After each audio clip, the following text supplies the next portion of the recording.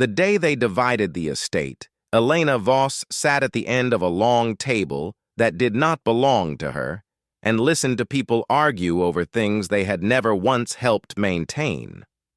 The room was her grandfather's dining room, which meant it still smelled faintly of pipe tobacco and linseed oil, though Harold Voss had been gone for 11 weeks now. The smell would not leave easily. It had soaked into the curtains and the crown molding and the old pine floor over the course of more than 6 decades, becoming less a scent than a presence, a reminder that the man who had built this place had known exactly what he was doing when he built it. Harold Voss had been deliberate about everything. The positioning of the windows to catch the late afternoon light, the depth of the root cellar beneath the kitchen, the particular slant of the porch roof at the property's eastern edge, angled just enough that rain ran clean and the boards beneath never rotted. He had explained these things to Elena more than once, usually on summer evenings when she was the only one who had stayed after dinner to sit with him. The others drifted away by habit. Douglas, her uncle, was always pulling out his phone by 7:30, checking markets or messages or both. Patricia, Douglas's wife, found any room without climate control personally offensive after a certain hour. Their son Carter had never stayed long at the property unless he wanted something, which was not the same thing as being present.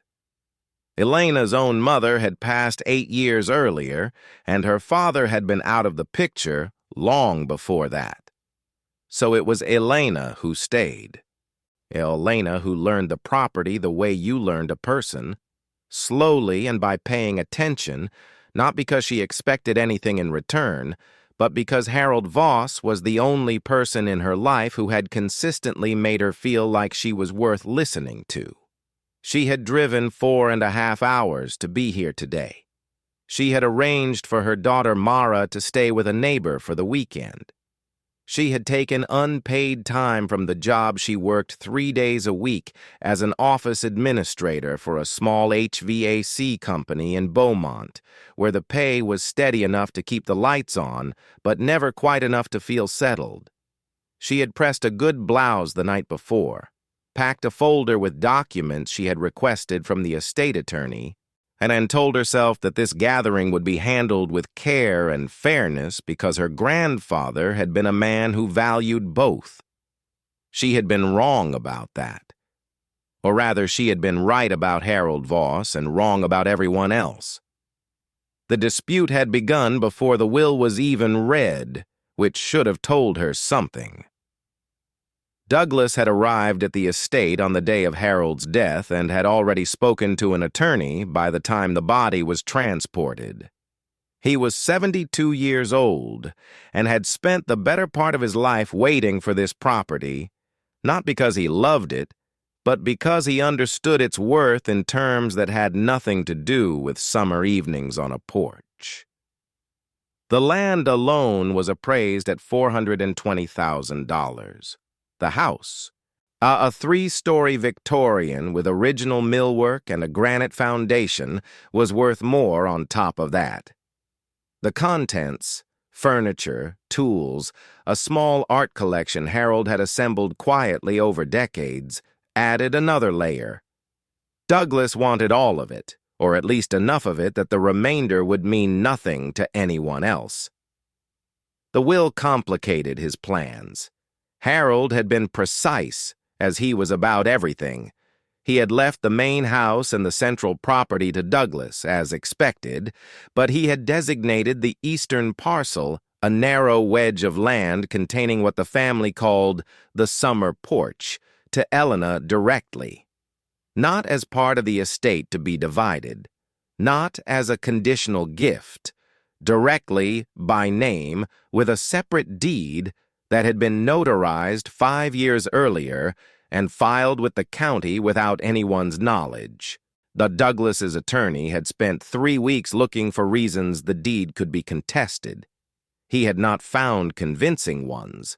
What he had found, or claimed to have found, were questions about the boundary survey, about shared access to the gravel road that connected the eastern parcel to the main drive, about easement language that could be interpreted multiple ways. These were not arguments likely to succeed in court, but they did not need to succeed. They needed to delay. And delay was expensive, particularly for someone with Elena's resources. The table today held Douglas, Patricia, Carter, a cousin named Renata, who had appeared with an interest in certain pieces of the art collection, and two attorneys.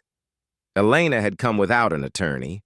She had spoken to one on the phone, a woman in Beaumont who handled estate disputes, and had been told plainly that the eastern parcel was hers as a matter of recorded law, but that fighting for anything beyond it would cost more than it was likely to yield. So she sat at the end of the table and listened.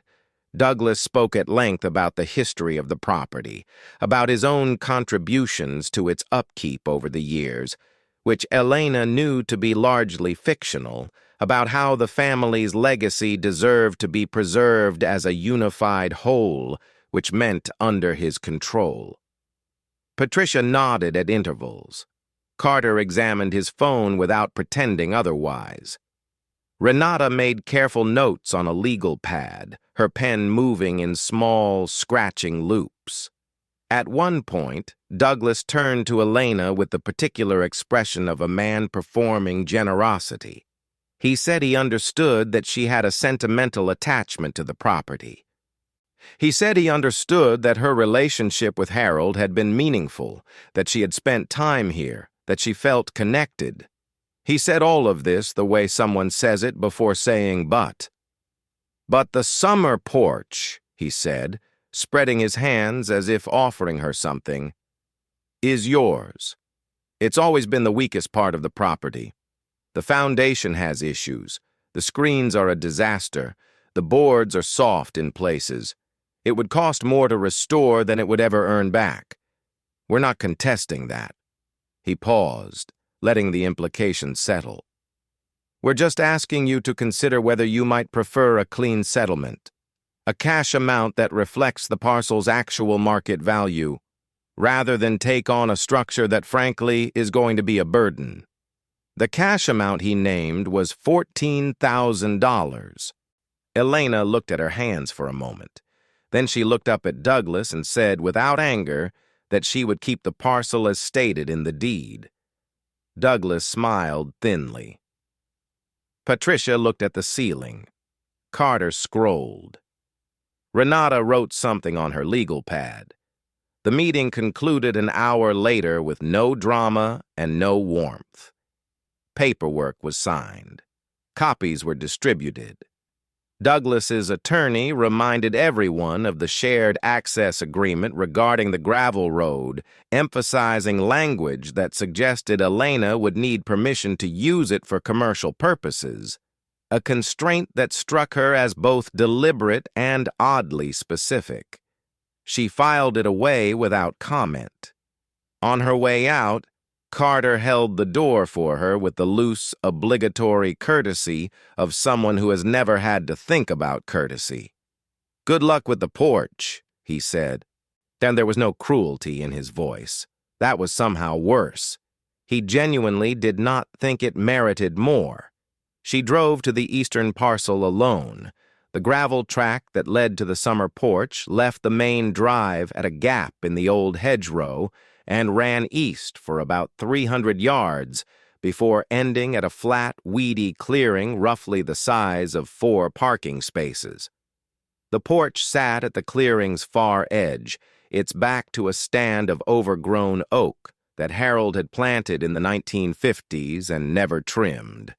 From the front, approaching along the gravel, it looked like something that had been left behind after a larger structure burned down, which in a sense it had, though the original building had not burned, and it had simply been dismantled in the 1970s when Harold decided he preferred the open field, and what remained was the porch itself, now freestanding and strange, a room without a house.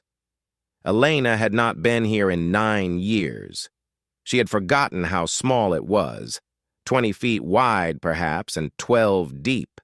The frame was old-growth pine, the kind that resisted rot better than modern lumber because the tree had grown slowly and the grain was tight. Harold had told her that once. He had told her the frame would outlast everything else on the property if it was left to stand.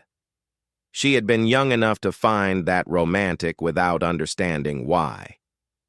The screens were gone, or nearly so. Remnants of mesh clung to the lower frames, green with algae, torn at angles where decades of wind had pulled them loose. The roof was intact, which surprised her. Old cedar shingles, dark with age, a few displaced, but most still seated. Below the roof line, the 6/6 windows Harold had salvaged from somewhere and installed himself were shut tight, their glass clouded but unbroken. The door sat slightly off plumb in its frame, the upper hinge pulling free from the jamb on one side, though the latch still caught. Elena stood at the clearing's edge for a long time before approaching. She was not a person given to ceremony. She had learned early that ceremony required a kind of confidence she had rarely been able to afford. But something about the moment held her in place. Some private acknowledgement that this was real, that she was standing in front of the only thing Harold Voss had left her, and that whatever it amounted to, it was hers. She thought about Mara, who was 14 and had no idea her mother was standing in a weed-grown clearing in a county 2 states over, looking at a crumbling screened porch. She thought about the HVAC office, about the stack of invoices she would need to process when she returned. She thought about the apartment in Beaumont, the second bedroom Mara had made her own with masking tape and magazine cutouts, the window unit that labored all summer and left condensation rings on the sill. She thought about the 11 weeks since Harold had died and how she had not yet had a quiet moment to grieve him because grief required stillness, and stillness had not been available. She walked toward the porch. The ground beneath her feet changed as she crossed the clearing.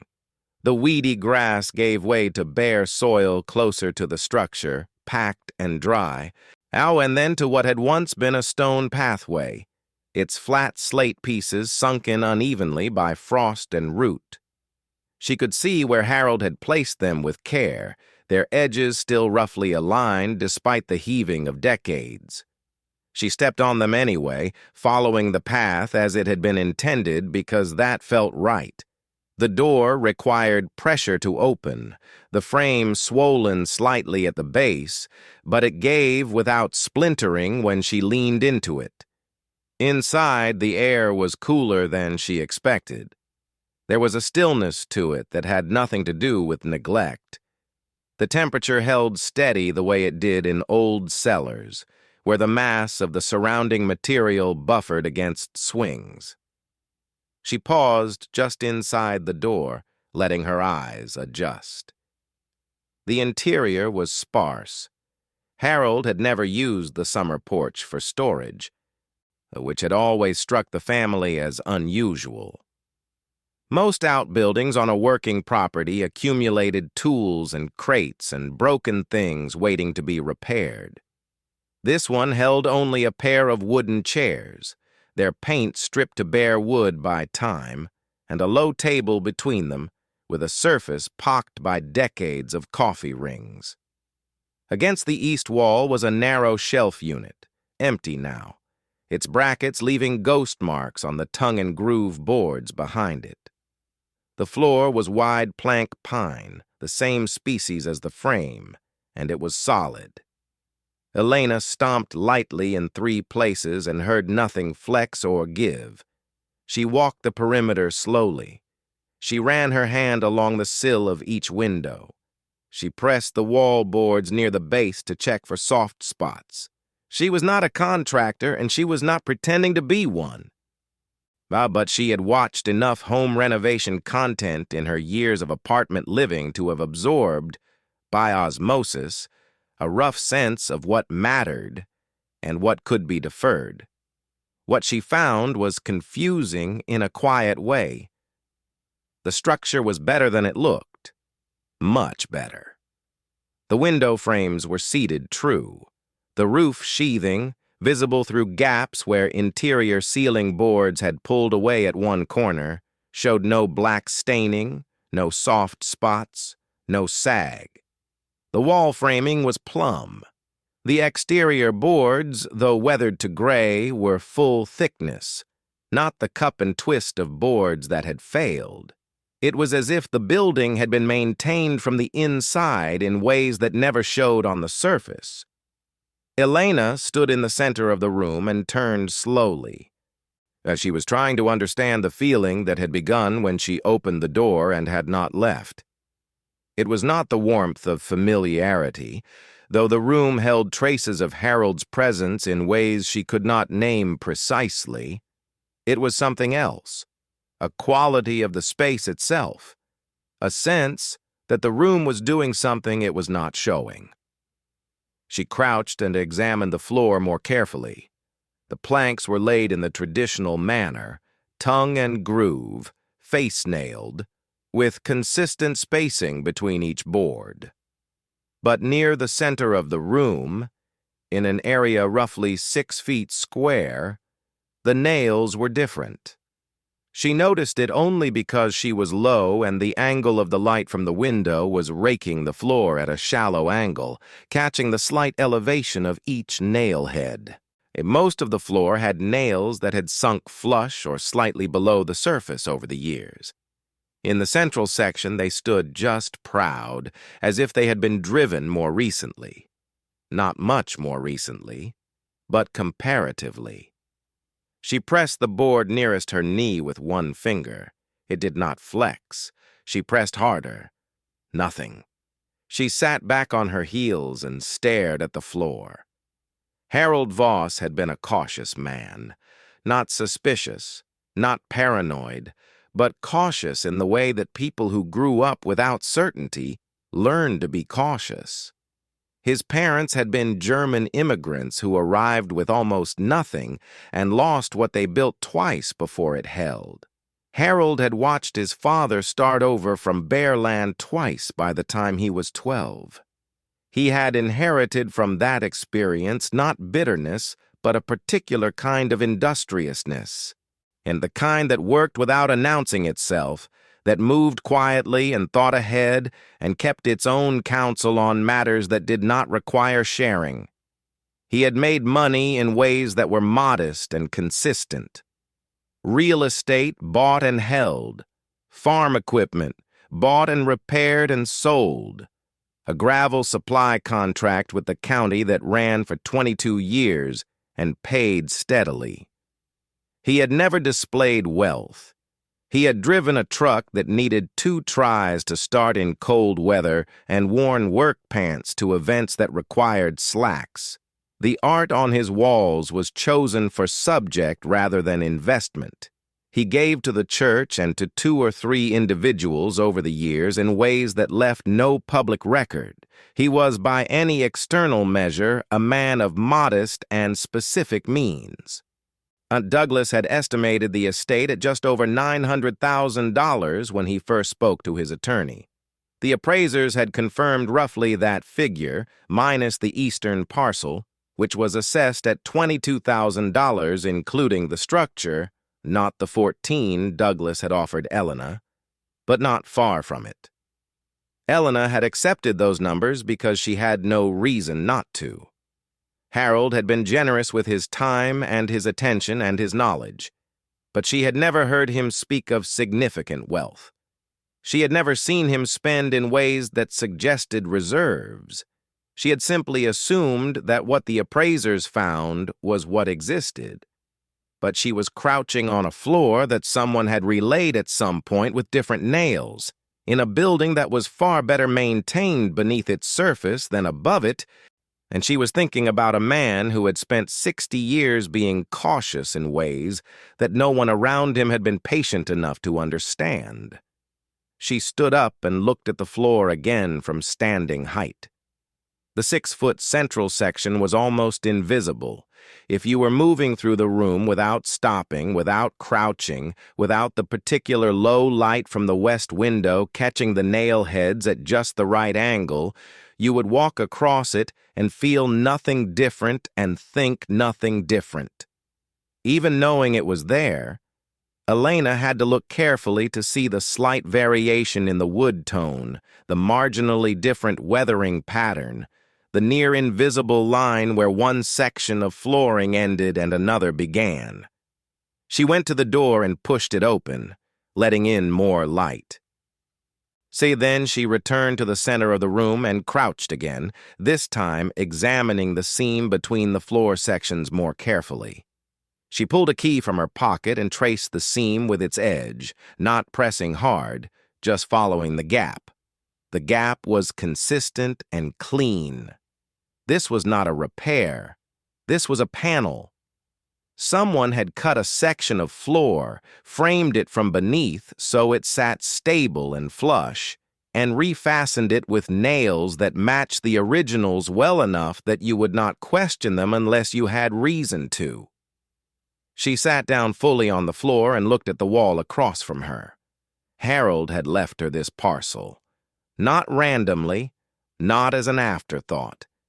He had filed a separate deed 5 years ago, quietly, alone, without involving Douglas or the estate attorney or anyone Elena knew of, and he had made sure it would come to her directly, no negotiation, no family meeting required.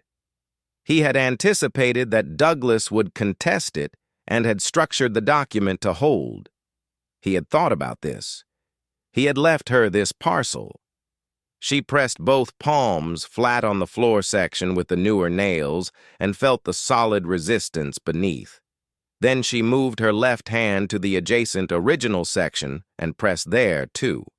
The sound was different. So faint, she almost missed it. Under the original flooring, the sound was the dull thud of wood on earth, tamped, dense, the foundation pressing close. Under the central section, the sound was not quite that. It was still solid, still absolutely firm. But the quality was different in a way she could not name exactly, only register. She pressed again. Left hand, original floor. Right hand, and central panel. Left, thud, right. Something that was not a thud. Elena sat very still. Outside, the oaks moved in a light wind, and their shadows crossed the windows in slow patterns. The air in the room did not stir. The chairs at the far end sat in their patient stillness. The empty shelf brackets held their nothing. The coffee rings on the low table looked up at the ceiling. She thought about what it would mean if she was right about what she was thinking. She thought about how easy it would have been to be wrong. She thought about the $14,000 Douglas had offered her and the expression on Carter's face when he held the door. She thought about the attorney in Beaumont who had told her not to fight for more than what the deed guaranteed. She thought about Mara at the neighbor's house, probably watching something on her phone, unaware that her mother was sitting on a wooden floor in an eastern county listening to something that was not a thud. She did not panic. She did not move quickly. She simply sat with what she had noticed and let it settle into shape, the way Harold had taught her to sit with problems when she was young and impatient and wanted answers before she had asked the right questions. Information has weight, he had told her once. She had been maybe 22, frustrated with a situation at her then job that felt unjust and unresolvable.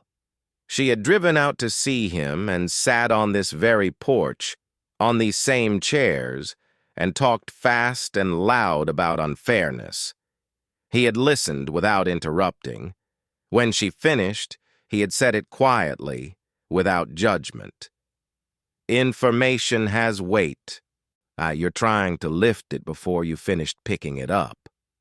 She had not understood then what he meant. She was closer to understanding it now. She rose from the floor and walked the perimeter once more, this time studying the base of the walls, the junction between the floor and the framing. In 3 places along the south wall, she found marks in the pine sill plate, small and deliberate, the kind made by a tool pressed with care. She did not know what tool. She did not know what they meant. But they were there, and they had been made by someone paying attention. She photographed them with her phone, crouching to get the angle right. She photographed the central floor section from multiple directions. She photographed the seam where it met the surrounding boards.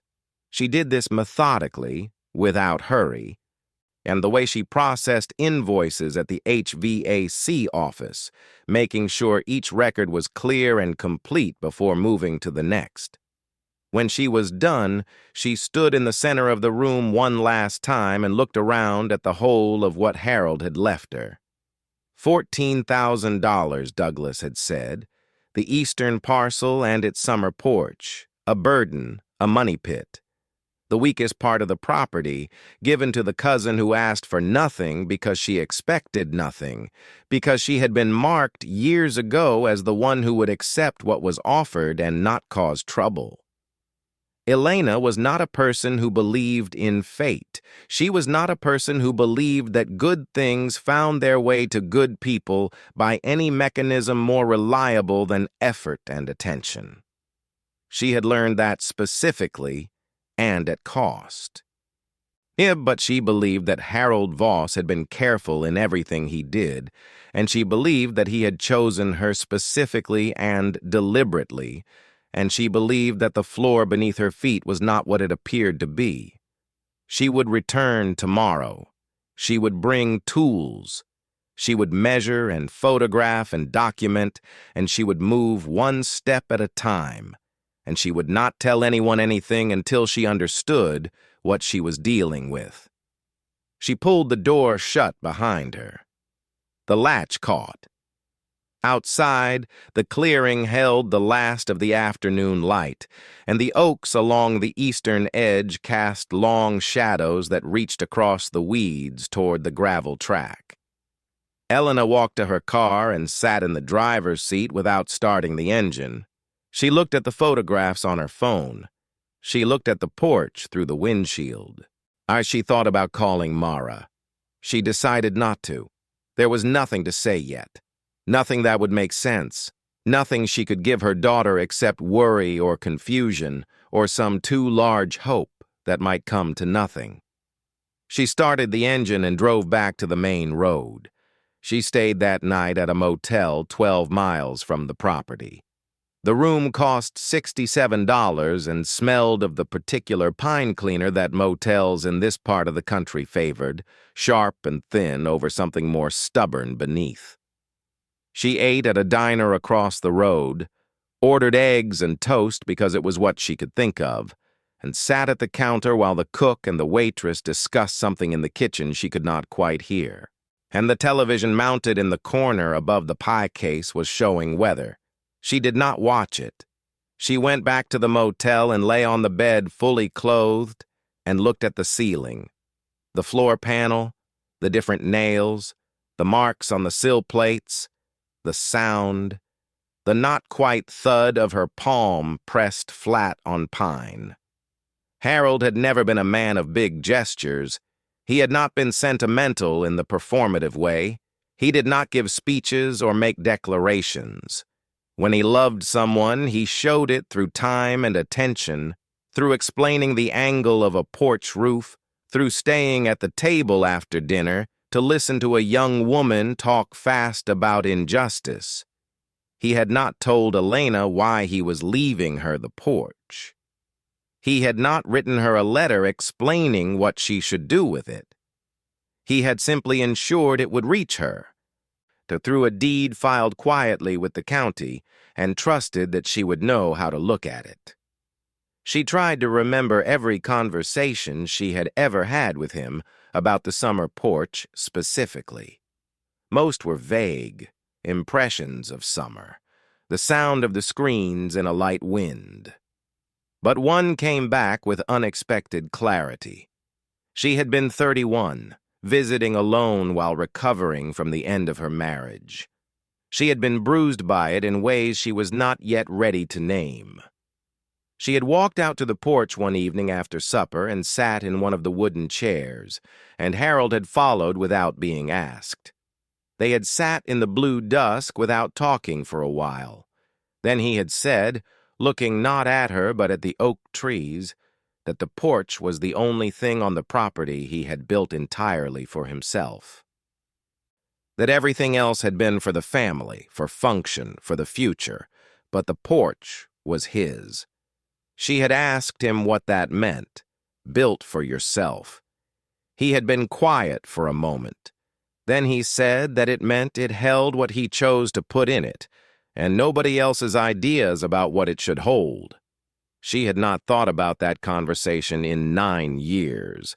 She thought about it now, lying in the motel room with the ceiling above her and the pine cleaner smell and the distant sound of a truck on the highway. It held what he chose to put in it. She pressed her eyes shut and felt the shape of the day settling, the drive, the table, Douglas's thin smile, Carter's obligatory door-holding, the walk across the weedy clearing, the cool air inside the porch, the sound of her palm on pine. What he chose to put in it, she slept before she decided to. That she was back at the porch at 7 the following morning. She had stopped at a hardware store when it opened and bought a pry bar, a small sledgehammer, a box cutter, a 2-foot level, a flashlight with fresh batteries, and a pair of work gloves. She had looked at the floor scraper and decided against it.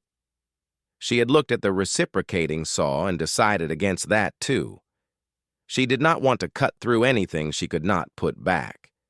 She did not know yet what she was dealing with, and that meant she needed to move carefully, the way her grandfather had moved through everything. The morning was overcast, the light flat and even and kind to fine detail. She parked in the clearing and carried her supplies to the door. The latch caught the same as before.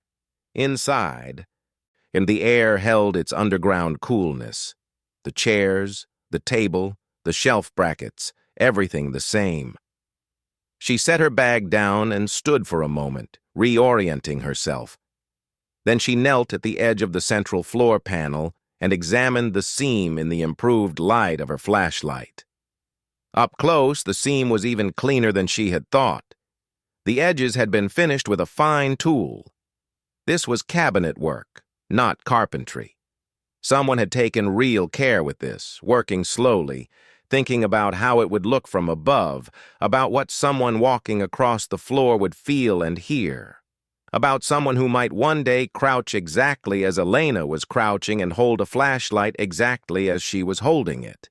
She set the flashlight down with its beam aimed at the seam and carefully inserted the flat end of the pry bar into the gap. She pressed slowly. The board resisted, then gave with a sound so quiet it was almost not a sound. The panel rose a 1/4 inch, then held. She moved the pry bar 2 feet along the seam and pressed again. Same quiet give. The panel was lifting clean, the nails pulling from their holes without splitting the wood, because the holes had been sized to allow exactly this. Sized and slightly greased, she realized, as the nails came free without resistance, and she smelled a faint trace of something that might have been petroleum jelly decades old. She lifted the panel section with both hands and set it aside. Beneath it was a wood frame, solid and true, boxing a space perhaps 4 feet by 4 feet. And below the frame, visible in the flashlight beam, was not earth. And not the close-packed clay she would have expected from the foundation of an old porch in this county. What she saw below the frame was concrete, poured and flat, with a metal fitting at its center that had been fitted with a ring and a lock plate and covered with a rubber-edged steel plate that pressed flush to the concrete and would have been invisible beneath the pine panel above it. She stared at it for a long time. The metal fitting was not rusted. The lock plate was clean and bright at its face. The rubber edging was intact. Whatever lay beneath the concrete, and there was something beneath the concrete, because there was a fitting and a lock plate and a steel plate covering an opening that had been constructed with extreme deliberateness, had been maintained, had been accessed at some point, perhaps recently, perhaps not, but had not been abandoned or forgotten. The lock plate accepted a key. Elena sat back on her heels and thought about Harold Voss, about a man who drove a truck that needed 2 tries in cold weather, who wore work pants to events that required slacks, who had grown up watching his father lose everything twice and had spent 60 years being quiet and careful and deliberate. She thought about what it cost to pour a concrete vault beneath a freestanding porch on a rural property without it showing in any record she had ever seen. She thought about what it cost in planning, in patience, in the particular kind of long-horizon thinking that made most people uncomfortable because it required imagining a future you might not live to see. She sat very still above the opening, the flashlight beam steady on the metal fitting. Yes, and felt something she had not felt in a long time. Not excitement. Not yet. Something older and quieter than excitement. The sense that the ground beneath her feet was not what it had been told to be. She pulled out her phone and called the one person she trusted enough to call. It rang 4 times. Then a voice, rough with early morning, said her name. "I need you to come," Elena said. "I need someone I trust to see this with me." There was a pause. "See what?" She looked down at the lock plate gleaming in the flashlight beam. "I don't know yet," she said. "That's why I need you here." Grace Tillman drove the way she did everything else, without wasted motion and without a great deal of ceremony. She arrived 4 hours after Elena's call. Pulling her sedan into the weedy clearing beside Elena's car, and stepping out in the practical manner of a woman who has spent a lifetime arriving at situations other people found overwhelming and deciding, within the first 30 seconds, what needed to be done. She was 56 years old and had known Elena since they were in their mid-20s and worked adjacent desks at an insurance office that no longer existed.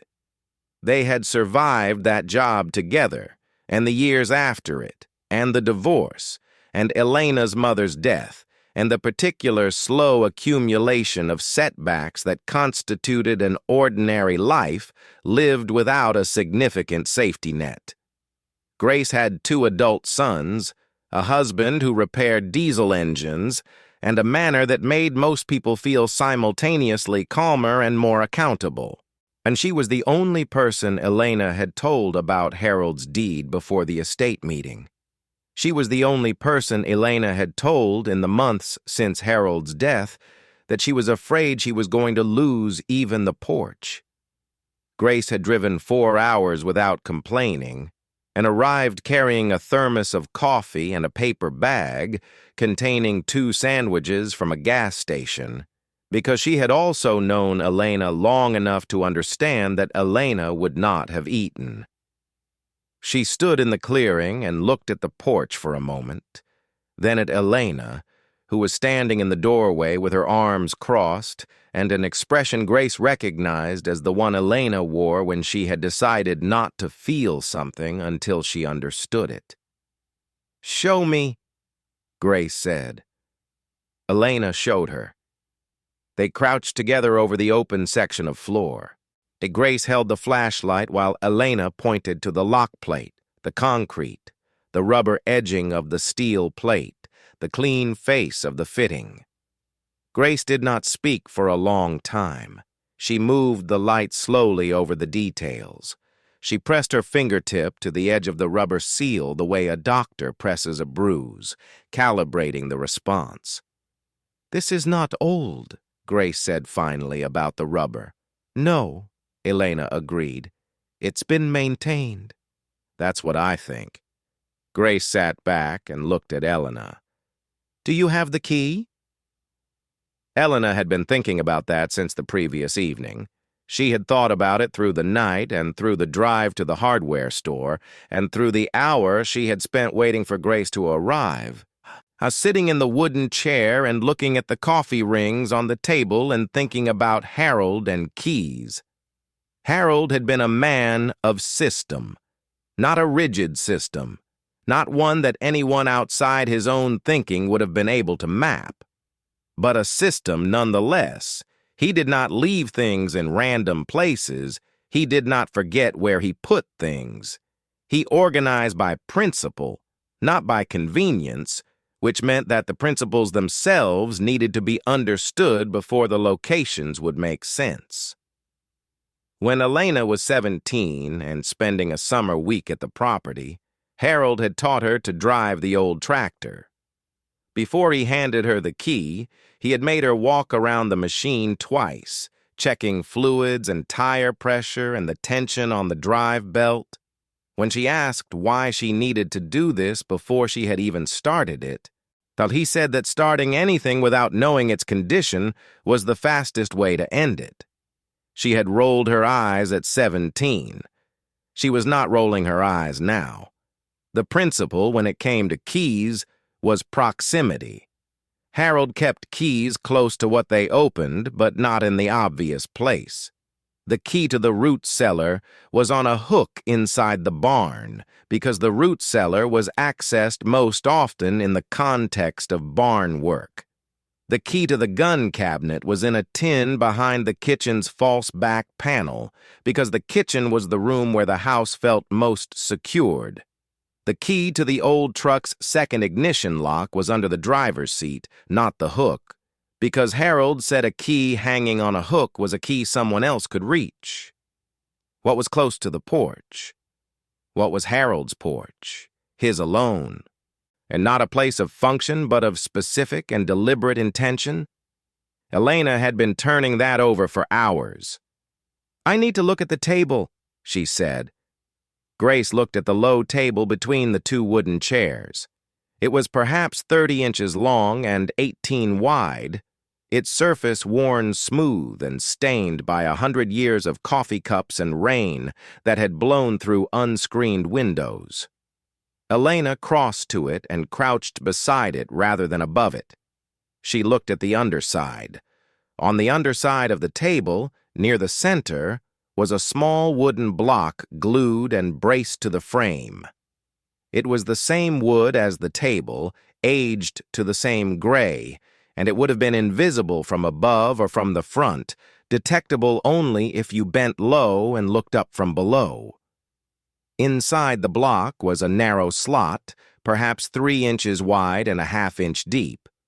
He cut into the wood with a fine saw.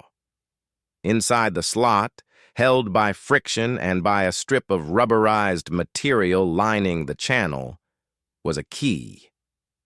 Elena's hands were steady as she worked it loose. She did not let them shake.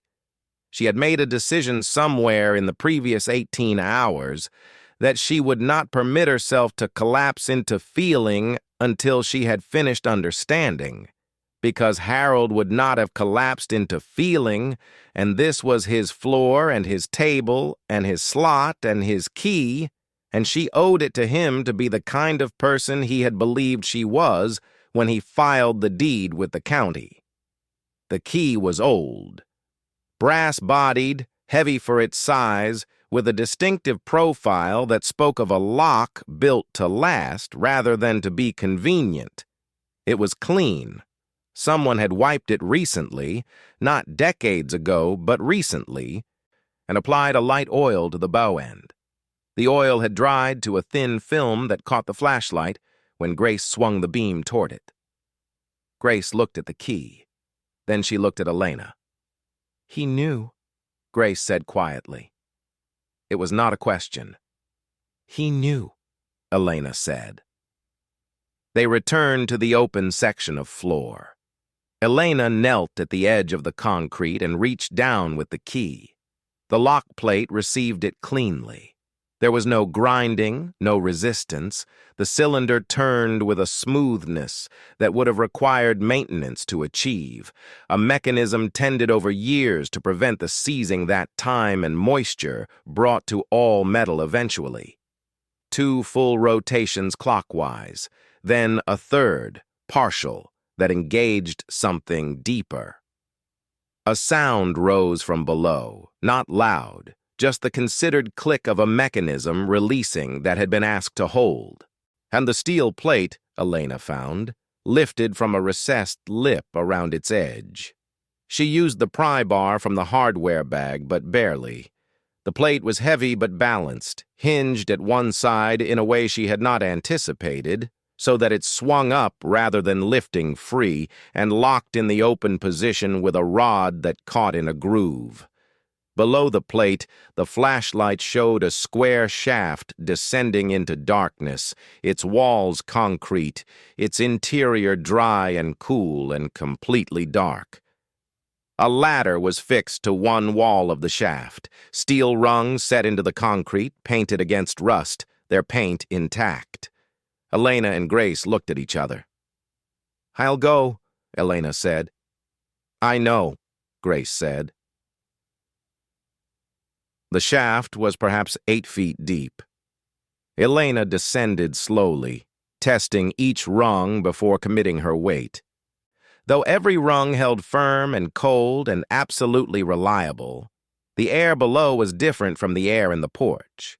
It was cooler and drier, the kind of dry that came from careful sealing against ground moisture, and it carried a faint scent she could not immediately place. Something mineral and clean, like a space that had never held living things or water damage.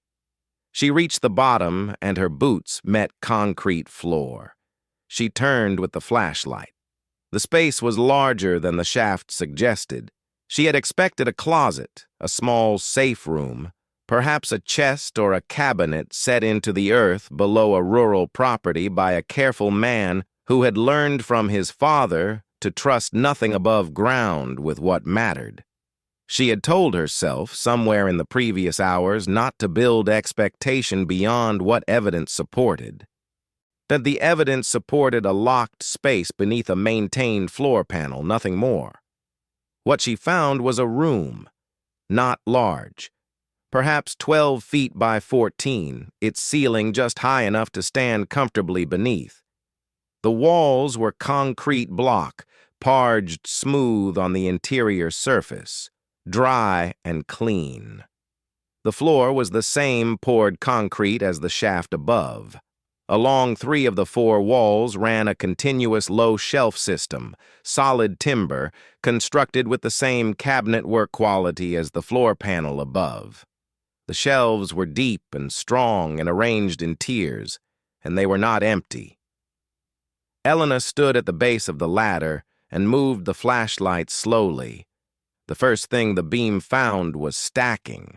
The shelves held objects in stacks, each unit wrapped in some form of protective material, wax cloth in some cases, and heavy-gauge plastic sheeting sealed with rubber bands in others, and in one section, flat cases of what appeared to be dark aluminum, latched at the edges, set in rows with the precision of a man who understood that every cubic inch of the space had been earned through deliberateness. She moved toward the nearest shelf. She lifted one of the wax cloth bundles. It was heavier than it looked, and the weight settled into her palms immediately as recognition, not because she had held this object before, but because the density was specific and unmistakable. She peeled back the cloth at one corner with 2 fingers, and the flashlight showed her what was inside. A gold bar, not decorative, not commemorative, not a novelty. A standard specification gold bar, its surface the particular warm yellow of refined metal, see its edges clean and its face bearing the hallmark stamp of a refinery she did not immediately recognize, pressed into the metal with the confidence of an institution that had been stamping bars for 100 years. She turned it in both hands and felt the weight travel. She set it down gently on the shelf and looked at the other bundles arranged beside it. The row held 12 bundles the same size as the one she had opened. There were 7 rows on that shelf. She moved the flashlight to the shelf above. Different weight profile in those bundles. Flatter, rectangular, the same wax cloth wrapping. She opened one at the corner and found documents. She thought paper, expected paper, but what she peeled back was not paper in the ordinary sense. It was currency, banded and stacked, bills of a denomination she needed a second look to confirm, and then a third, because the amount printed on the face of each note in that stack was $100, and the band around the stack indicated a count of 100 notes, and there were several stacks in each bundle. She stood holding the flashlight and felt the room breathe around her. She did not count. She could not count. Not yet. She moved the beam instead, because she needed to understand the shape of what she was inside before she could begin to understand its measure. The flat aluminum cases she had seen from the base of the ladder were on the third shelf wall, and she crossed to them and crouched at eye level and read the latches. Each case was standard briefcase width and perhaps 2 inches deep, and there were 40 of them in this row alone, 40 cases set face forward like books in a library. But she unlatched the nearest one. Inside, each case held a collection of items separated by foam-cut channels, the kind of case made to hold objects of defined dimensions safely. The objects in this case were coins, not pocket change, not common currency. These were numismatic pieces, their surfaces showing the thick, even color of gold that had not been touched by anything but careful hands, their edges sharp, their reliefs high and detailed. Some were seated in individual capsules. Some lay directly in the foam. Every one of them had been chosen by someone who understood what they were looking at. Elena set the case down. She did not close it. She stood in the center of the room and turned the flashlight in a slow circle. 3 walls of shelving, the gold bars, the banded currency, the coin cases. And the 4th wall, the wall she had not yet properly examined, which held something she had initially taken for a filing cabinet. She crossed to it now and found it was not a cabinet but a series of flat drawers, the kind used for archival documents, their faces labeled in her grandfather's handwriting, small and deliberate, with dates and category notations she could only partly read in the flashlight beam. She opened the top drawer. Inside, laid flat in clear polypropylene sleeves and organized in neat rows, were bond certificates. She could see enough in the flashlight's beam to understand the denomination range, though precise figures would require better light and more time. But even at a glance, the certificates were not of the kind a person bought at the local savings institution. These were older instruments, their paper heavy and cream-colored. Their printing formal, their face values set in a range that made her breath catch and slow simultaneously. She closed the drawer, not because she did not want to see more, but because she had seen enough for now. She had seen enough to understand that what she had descended into was not a hiding place in the ordinary sense of the word. It was a repository.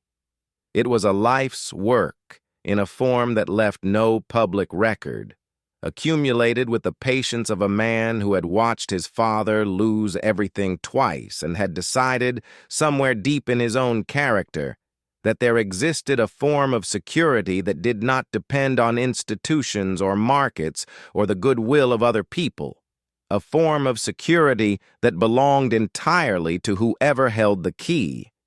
He had held it for 60 years. He had given it to her. So Elena sat down on the concrete floor of the vault, which was the single least dignified thing she had done in a day full of remarkable things, and put the flashlight down beside her and let the full weight of it arrive. She sat there for a long time. She did not cry immediately. The feeling was not grief yet, not relief yet, not joy in any simple sense. It was something more complicated and more complete. It was the sensation of a door opening that you had not known was closed, of a room behind the wall of the life you had been living that had been there all along, waiting. It was the understanding that a person who had loved you had thought about you across decades, had made arrangements for you across decades, had anticipated the moment when you would need this, and had spent those decades making sure it would hold until you arrived. She thought about the $14,000 Douglas had offered her across the dining room table with his hands spread in a gesture of false generosity. She thought about Mara. She thought about the apartment in Beaumont, the window unit laboring all summer, the second bedroom with masking tape and magazine cutouts on the walls, the stack of invoices waiting at the HVAC office. She thought about her grandfather's voice saying quietly and without drama that the porch was the only thing on the property he had built entirely for himself, that it held what he chose to put in it. She was sitting inside what he had chosen. She picked up the flashlight and climbed the ladder. Grace was sitting in one of the wooden chairs when Elena came back through the floor. She had made coffee from the thermos and set a cup on the table edge for Elena. She watched Elena come up from the shaft and swing the floor panel shut and sit back on her heels on the pine boards, and she waited. "How bad?" Grace asked. Elena looked at her. "It's not bad," she said. Grace waited. "There are gold bars," Elena said, "and currency, and bond certificates in archival drawers, and a collection of numismatic coins in cases." Grace's face did not change rapidly. It changed the way faces changed when the mind was working harder than the expression wanted to admit. A slight slowing, a careful stillness. "How much gold?" Grace said. "I didn't count the bars," Elena said. "I stopped counting." "Why?" "Because I lost count of the rows." Grace looked at the shut floor panel. Then she looked at Elena. Are you all right?" Elena thought about the question honestly. Her hands were steady. Her breathing was slow and even. She felt more alert than she had felt in years, not in the frantic way of anxiety, but in the clean way of being entirely present to the moment in front of her. She felt, underneath everything else, a quality she could only describe as recognized, as if something in the arrangement of the last 24 hours had been specifically designed to meet her in exactly the condition she arrived in, and she was the right person for it at exactly the right time. "I think so," she said. "We need to know what's down there," Grace said. "Properly. We need someone who knows what they're looking at." Elena nodded. She had already been thinking about this.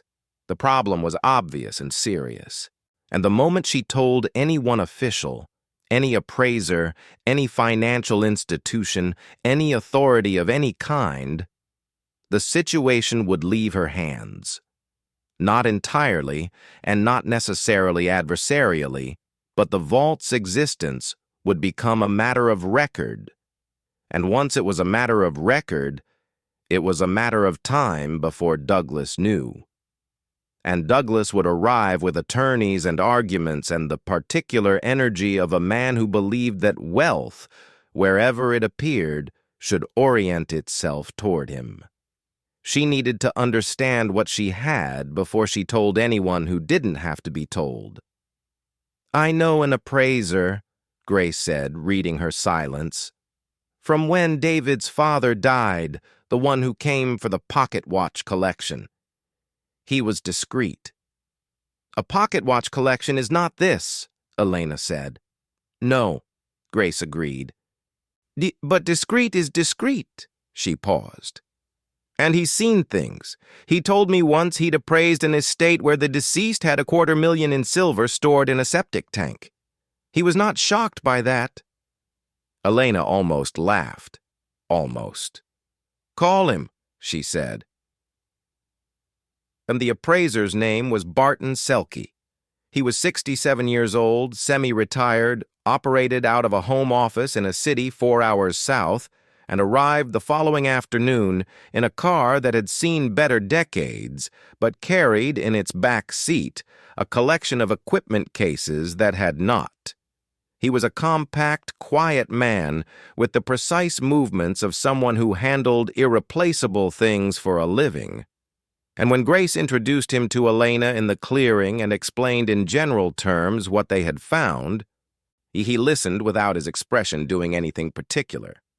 "Show me the structure first," he said. They showed him. He walked the perimeter of the porch slowly, pressing boards the way Elena had pressed boards 2 days before. He examined the floor, the framing, the roof. He asked Elena when the last maintenance work had been done and by whom, and she said she did not know but suspected her grandfather had done it himself.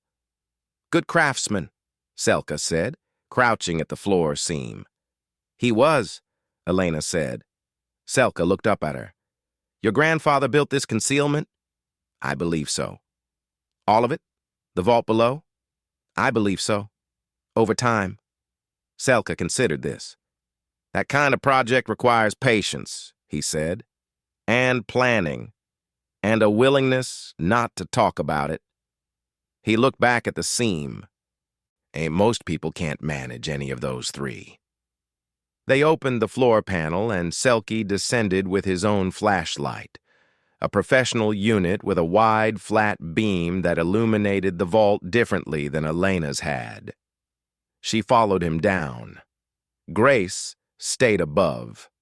Selke stood in the center of the room for a long moment and moved the light slowly, exactly as Elena had done, though with a different quality of attention.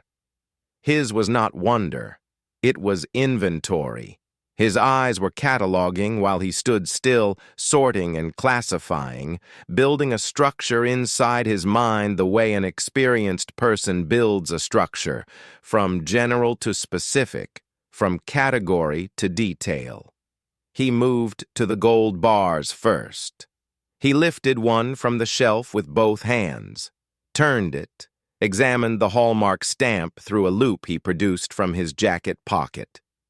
On he set it down and lifted another and another, checking hallmarks, checking weight by hand, though he carried a portable scale in his case, and set them out in a row while he worked. He moved to the coin cases. He opened 6 of them, spending longer on the contents of each than Elena had expected.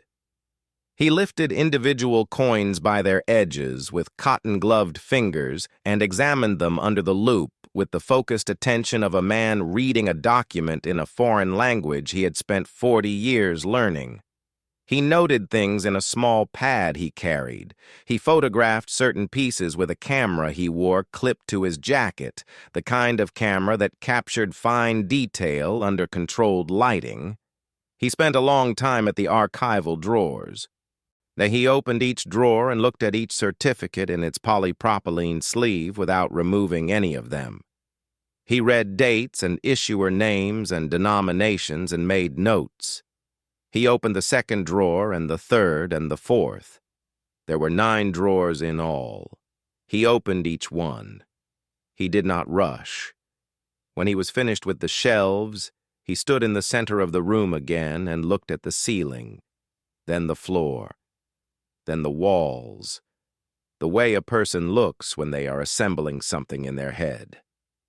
Elena stood near the base of the ladder and said nothing. She had promised herself she would let him finish before she asked anything. Selka turned to face her. "The gold," he said. "The bars on the first shelf wall are mixed provenance. Some Swiss refineries, some South African. They're mostly from the 1950s through the early 1980s based on the stamp profiles. They are genuine. The weight-to-dimension ratio is consistent with authentic .9999 fine. There are," he checked his pad, 211 bars on that section." Elena absorbed this. "The coin cases," he continued, "contain a collection that I cannot fully characterize here without controlled lighting and reference materials. But I can tell you that several pieces I examined are significant. There is a 1933 Saint-Gaudens double eagle in that collection." He paused for a moment, which was the only pause that had seemed anything other than professional since he arrived. "There is also what appears to be an 1804 silver dollar in exceptional condition. There are several other 19th century gold pieces that I would need time to evaluate properly." Elena kept her face still. She knew enough to know that the coins he had named were not ordinary collector's items. She did not know enough to know the numbers, not precisely, but she knew the shape of them. "The bonds," Selke said. "The certificates in the drawers. They are instruments of several types.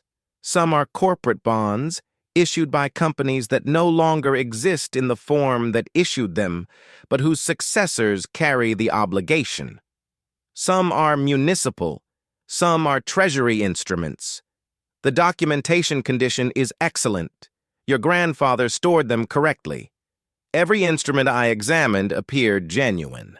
Valuation of bonds requires verification of the issuing institution's current status and the applicable interest accrual, so which I cannot calculate standing in a concrete room. But I can tell you the face values I read represent a substantial figure." He stopped. "The currency," Elena said. "The banded currency on the second shelf wall is US dollars. The bands I checked appear to confirm the count notations. There are bills of various series in there, some older, some more recent, all legal tender. A portion of the older series bills may carry collector premiums above face value depending on their condition. But that is secondary." He stopped again. "Mr. Selke," Elena said, "I need you to give me a number." He looked at her. He had the expression of a man who knew the power of numbers and was careful about releasing them without qualification. "It is a preliminary figure," he said. "It is subject to full appraisal, verification of bond obligations, precise numismatic grading, and market valuation at time of sale for the metals. Those are not small qualifications." "I understand," Elena said. He looked at his pad. He did a small calculation at the bottom of the page, adding figures he had written in a column. He looked at what he wrote. $280 million, he said. At a conservative estimate, the range extends to perhaps $310 million, depending on the coin grading outcomes and the bond accrual verification. The 1933 Saint-Gaudens alone, if it is what I believe it to be and if it can be properly provenance documented, carries a value of several $1 million. The vault was very quiet. Elena looked at him. He looked back at her. $280 million, she said. At minimum, he said. At a conservative and preliminary estimate. I want to be very careful with you about precision here, Ms. Voss. I am experienced and I am not wrong about the gold or the principal bond values or the high-profile coins, but the full picture requires more time than we have in this room today. $280 million. she said again, not to confirm it with him, but to hear how it sat in the air of the room her grandfather had built. Yes, Selka said.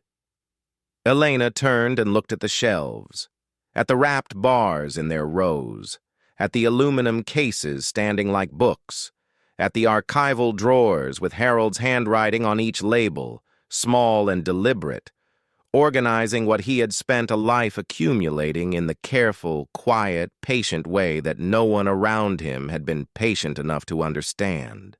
Yeah, she had spent the last 11 weeks attending an estate meeting where the best offer available to her was $14,000 for this parcel.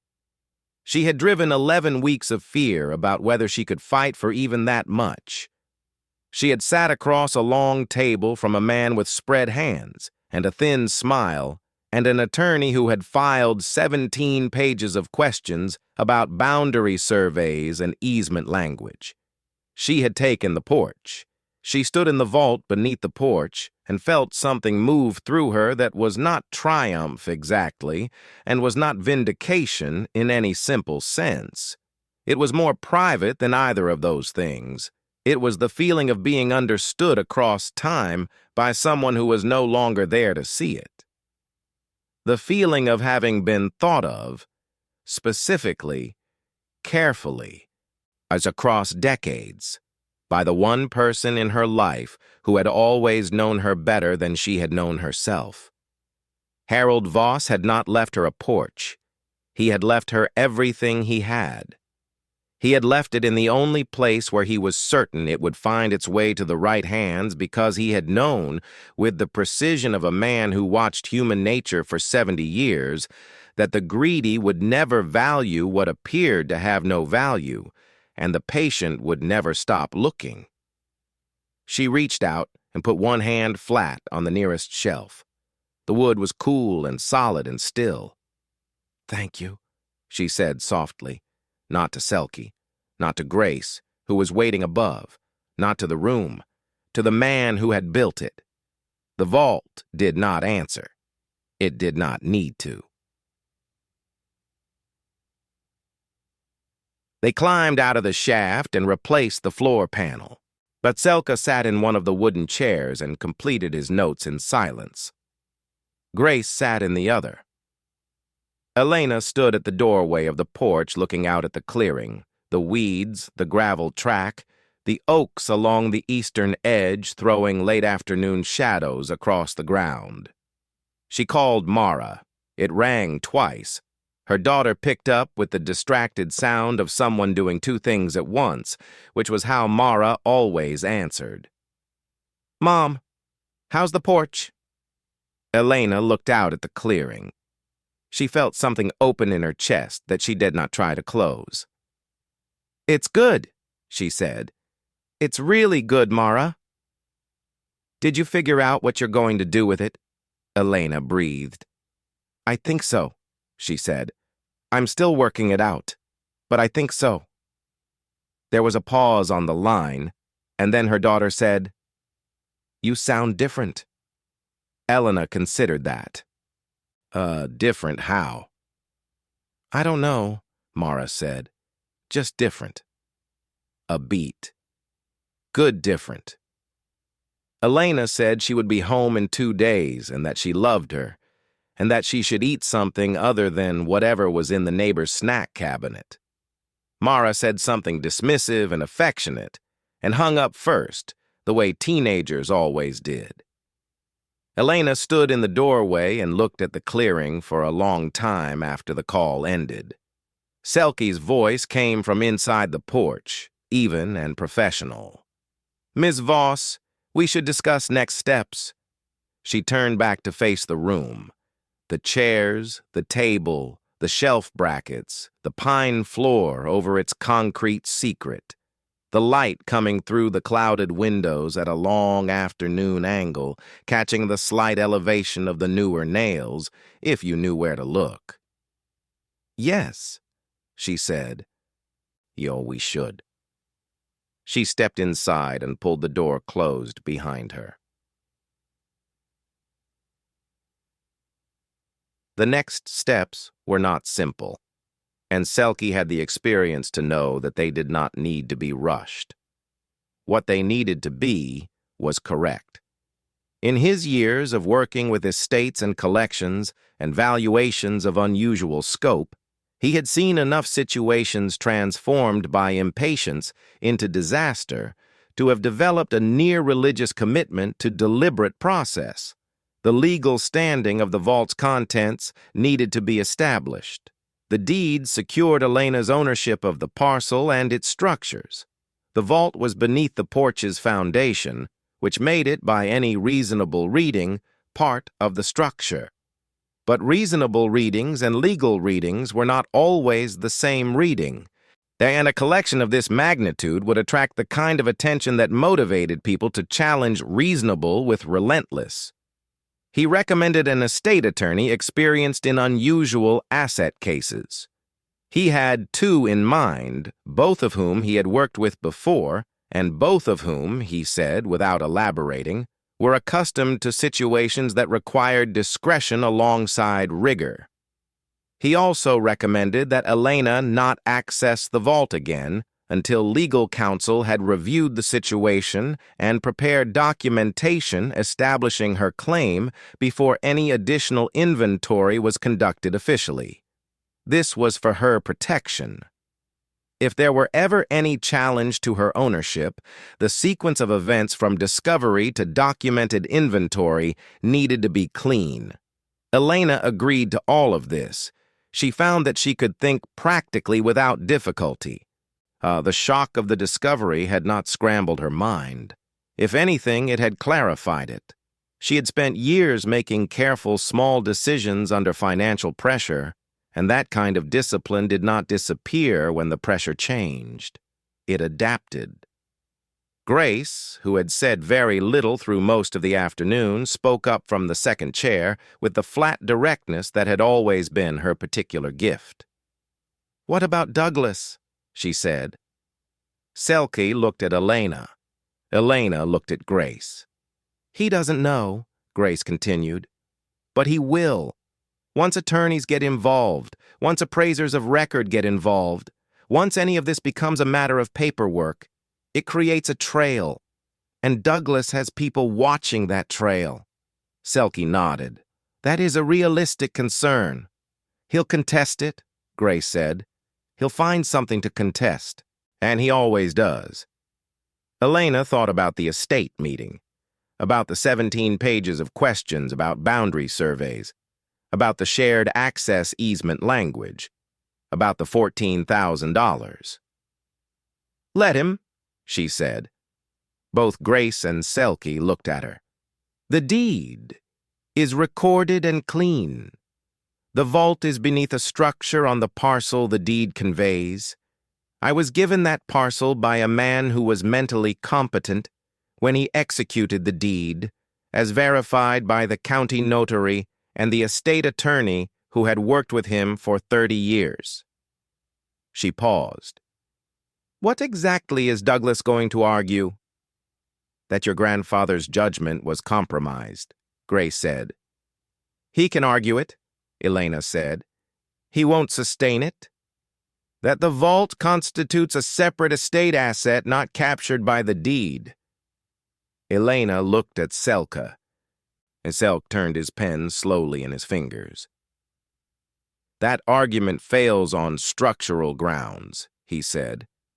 "The vault is beneath the foundation. It is, physically and legally, part of the real property conveyed. What is attached to land transfers with land. This is not an ambiguous area of property law." He paused. "Challenged, yes, but not ambiguous." "Then we proceed," Elena said. "We document everything. We retain counsel before we say a word publicly. We do everything in the right order, and we do not panic and we do not rush." She sounded, she realized, like her grandfather. She felt him in the room when she said it, not as anything supernatural, just as a quality of the air, an echo of the specific patience that had built this porch and the room beneath it. As across 60 years and 2 continents of market fluctuation and family noise, and the daily press of ordinary life above ground. Selka stood and extended his hand. His grip was brief and exact. "I'll begin the formal appraisal documentation as soon as you have legal representation in place," he said. "I'd suggest within the week." "Within the week," Elena agreed. He left quietly, his car disappearing along the gravel track. The clearing settled back into its weedy stillness. The oaks held their shadows. The porch stood in its accustomed patience, screens gone, roof intact, floor concealing everything it had always concealed. Grace stood beside Elena in the doorway. For a while they did not speak. This was one of the things Elena valued most in Grace, the capacity to be present without filling the space. $280 million, Grace said eventually.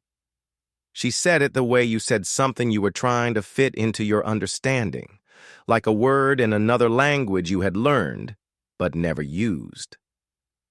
"At minimum," Elena said. Grace breathed out slowly. "When Mara finds out—" "Not yet," Elena said. "Not until the legal structure is in place. I don't want her living inside this until she has to. It's too much weight for a 14-year-old. Grace nodded.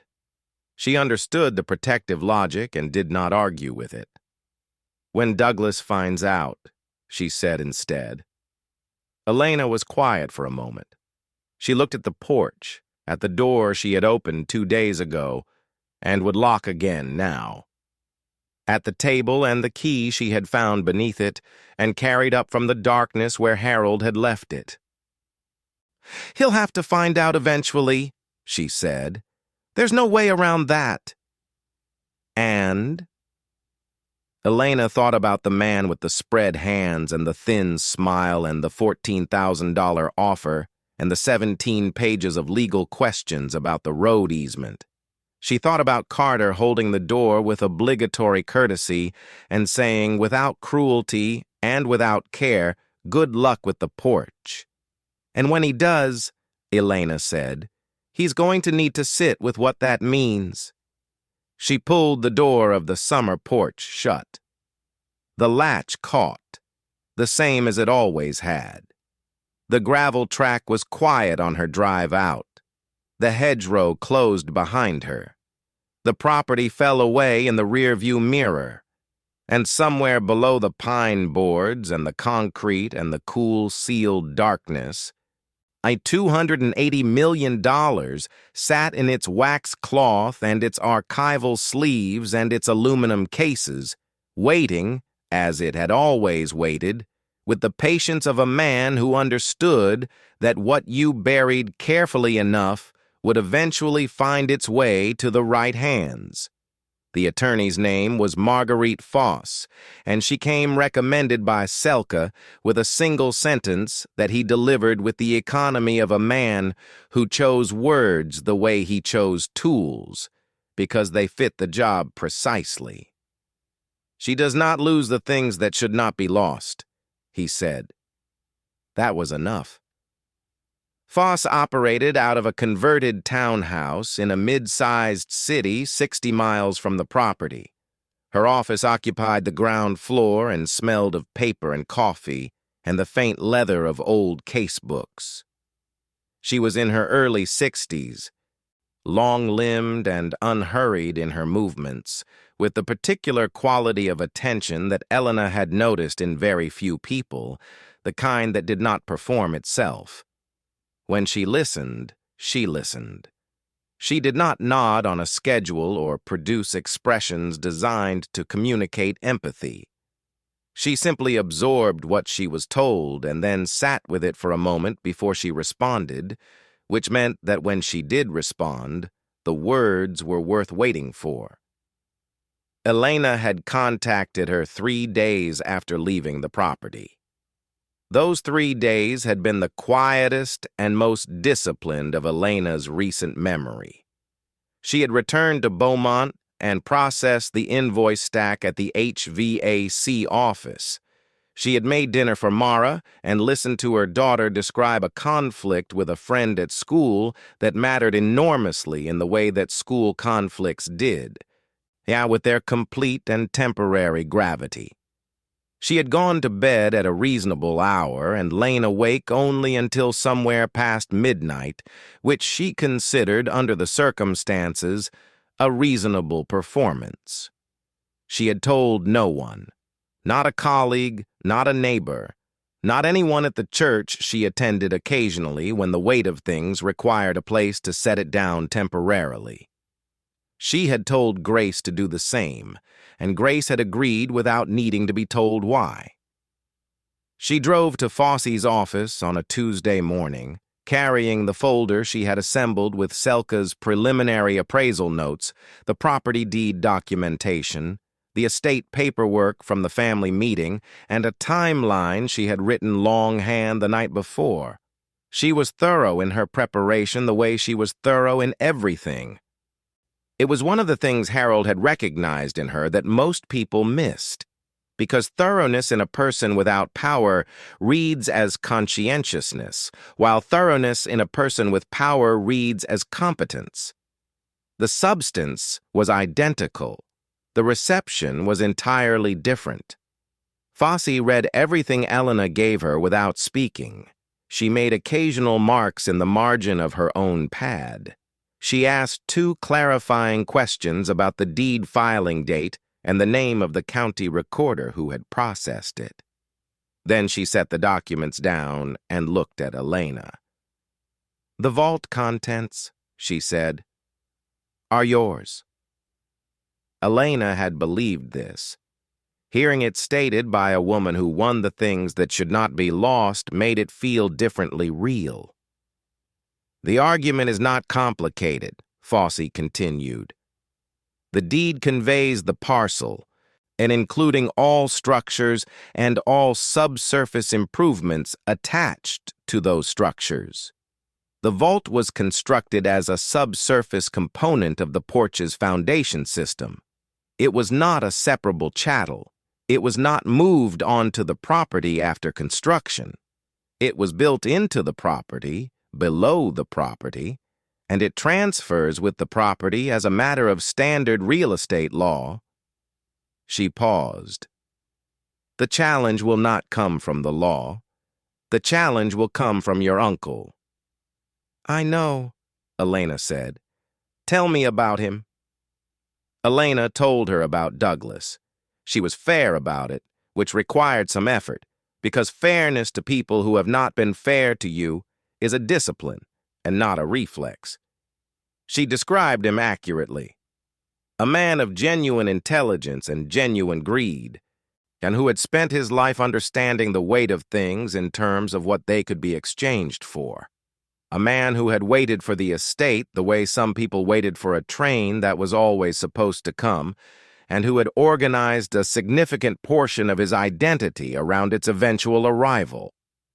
A man who would not accept a loss of this magnitude quietly, not because he was violent or unhinged, but because accepting it would require him to fundamentally revise his understanding of his own importance. Fossey listened. "He will argue undue influence," she said when Elena finished. "He will claim that your grandfather's decision to file the separate deed was the product of your manipulation, that you cultivated the relationship in your grandfather's final years specifically to secure an asset that should have remained in the general estate." "I know he'll argue that," Elena said. "Can it be sustained?" "No. My grandfather filed the deed 5 years before his death. I had no unusual contact with him during that period beyond ordinary family visits, which are documented in the way ordinary things are documented, incidentally and not strategically. The estate attorney who worked with him confirmed he was mentally competent. His physician at the time will confirm the same." Fossey nodded. "Any financial transactions between you and your grandfather in that period?" "None. He gave me a birthday card with $40 in it every year, the same as he had since I was 12. Something moved at the edge of Fossey's expression. Not quite a smile, a recognition. "All right," she said. "We file a formal declaration of ownership for the vault and its contents as subsurface real property. We engage a licensed independent appraiser, separate from your Selkie, who is excellent but whose prior contact with the situation requires a second opinion for legal completeness.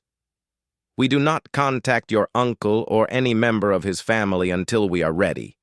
And when we are ready, we are not apologetic about it."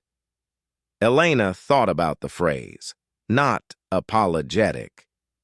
She had spent a considerable part of her adult life being apologetic, not in the cringing sense, but in the habitual sense, the constant low-grade accommodation to other people's comfort that women in her position learned so early it became indistinguishable from character. "Good," she said, but the formal appraisal took 11 days.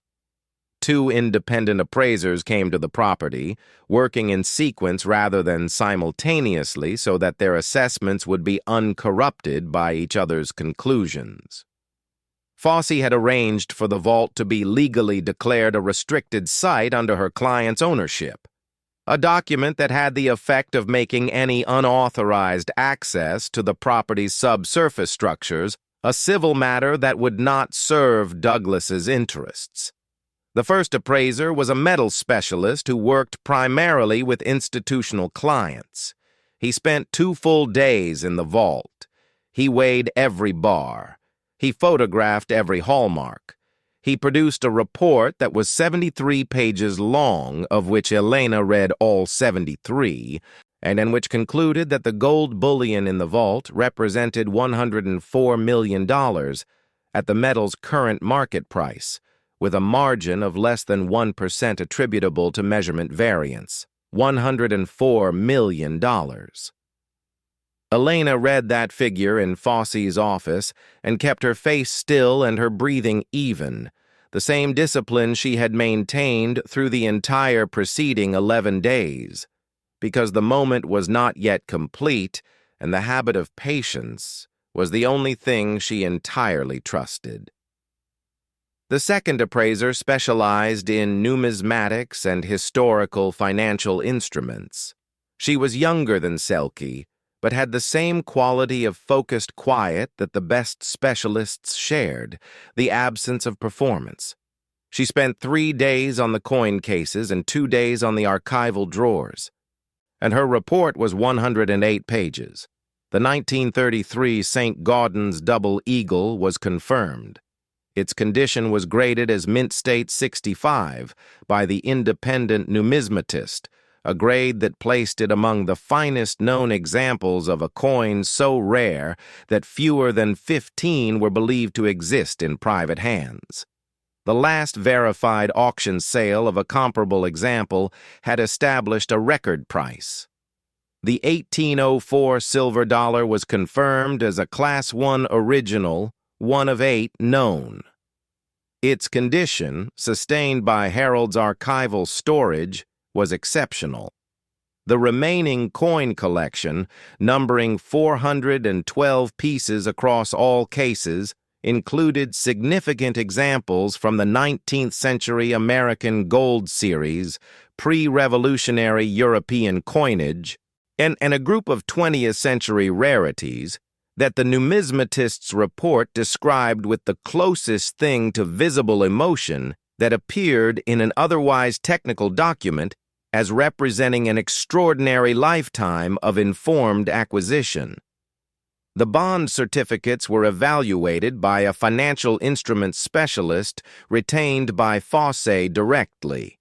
The corporate obligations had passed to successor companies whose legal departments had, upon inquiry, confirmed the instrument's validity and the applicable accrued interest. The Treasury instruments were straightforwardly redeemable. The municipal bonds were more varied in their current status, some fully matured, some partially, but the specialist's evaluation addressed each category specifically. The banded currency came to $3,400,000 at face value, though with a collector premium assessment pending on the older series bills. Voss compiled the final number on a Thursday afternoon. She called Elena and asked her to come to the office. Elena drove the 60 miles in a state she could only describe as controlled suspension, a condition in which the ordinary world continued in its ordinary way around her while she existed just slightly outside its rhythm, not disconnected, but not fully synchronized either. She drove at the speed limit.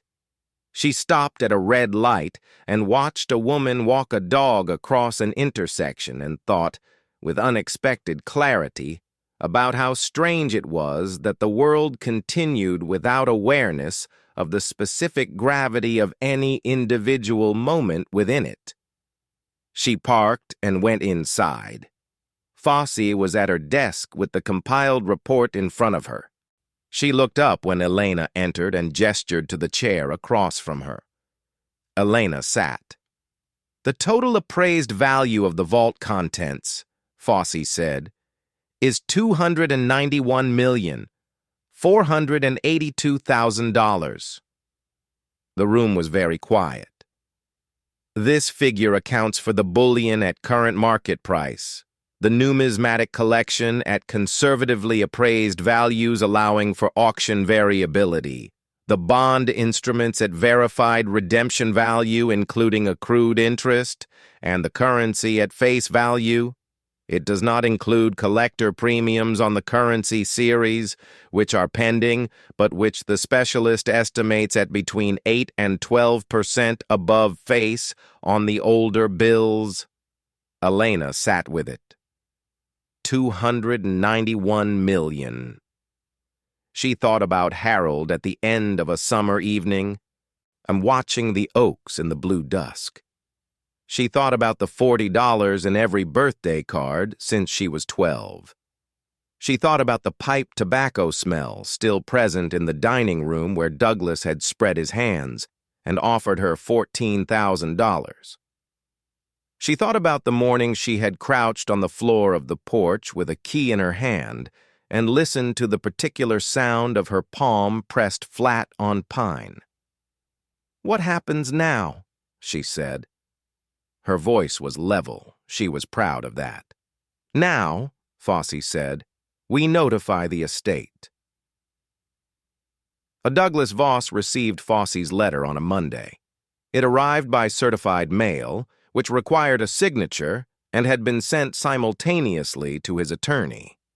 It was 12 pages long, formal in its language and comprehensive in its documentation, and it stated, with the precision of a document written by someone who did not lose the things that should not be lost, that Elena Voss was the legal owner of all contents of the subsurface vault located beneath the foundation of the structure commonly known as the summer porch on the eastern parcel of the Voss estate property, that the vault contents had been formally appraised by 2 independent specialists, that the combined appraised value of those contents was $291,482,000, and that any attempt to access, claim, contest, or interfere with Elena Voss's ownership of the vault or its contents would be met with the full range of legal remedies available under applicable property and estate law.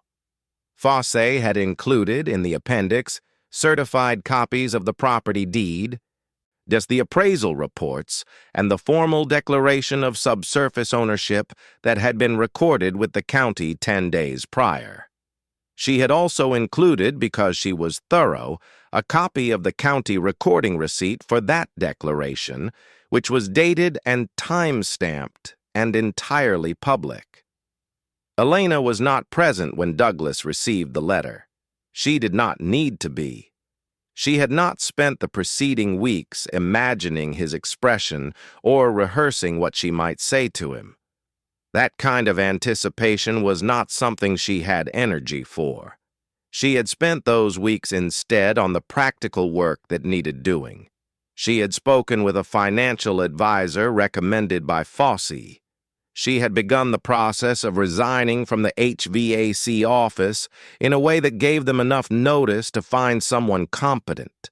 She had begun looking, quietly and without pressure, at what life might look like in a context that did not require choosing between rent and repair. She had told Mara. She had done it on a Sunday evening after dinner in the way she did most important things, without ceremony and with honesty. She had sat with Mara at the kitchen table of the Beaumont apartment and told her, as plainly as she could, what she had found beneath the summer porch her grandfather had left her.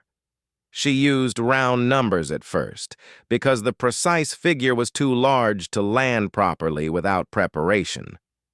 She watched her daughter's face move through its sequence of responses, the confusion, then the skepticism, then the beginning of something larger and slower that Mara, at 14, he did not have a name for yet, but that Elena recognized as the first moment of understanding that the world was capable of giving back in proportion to what it had taken.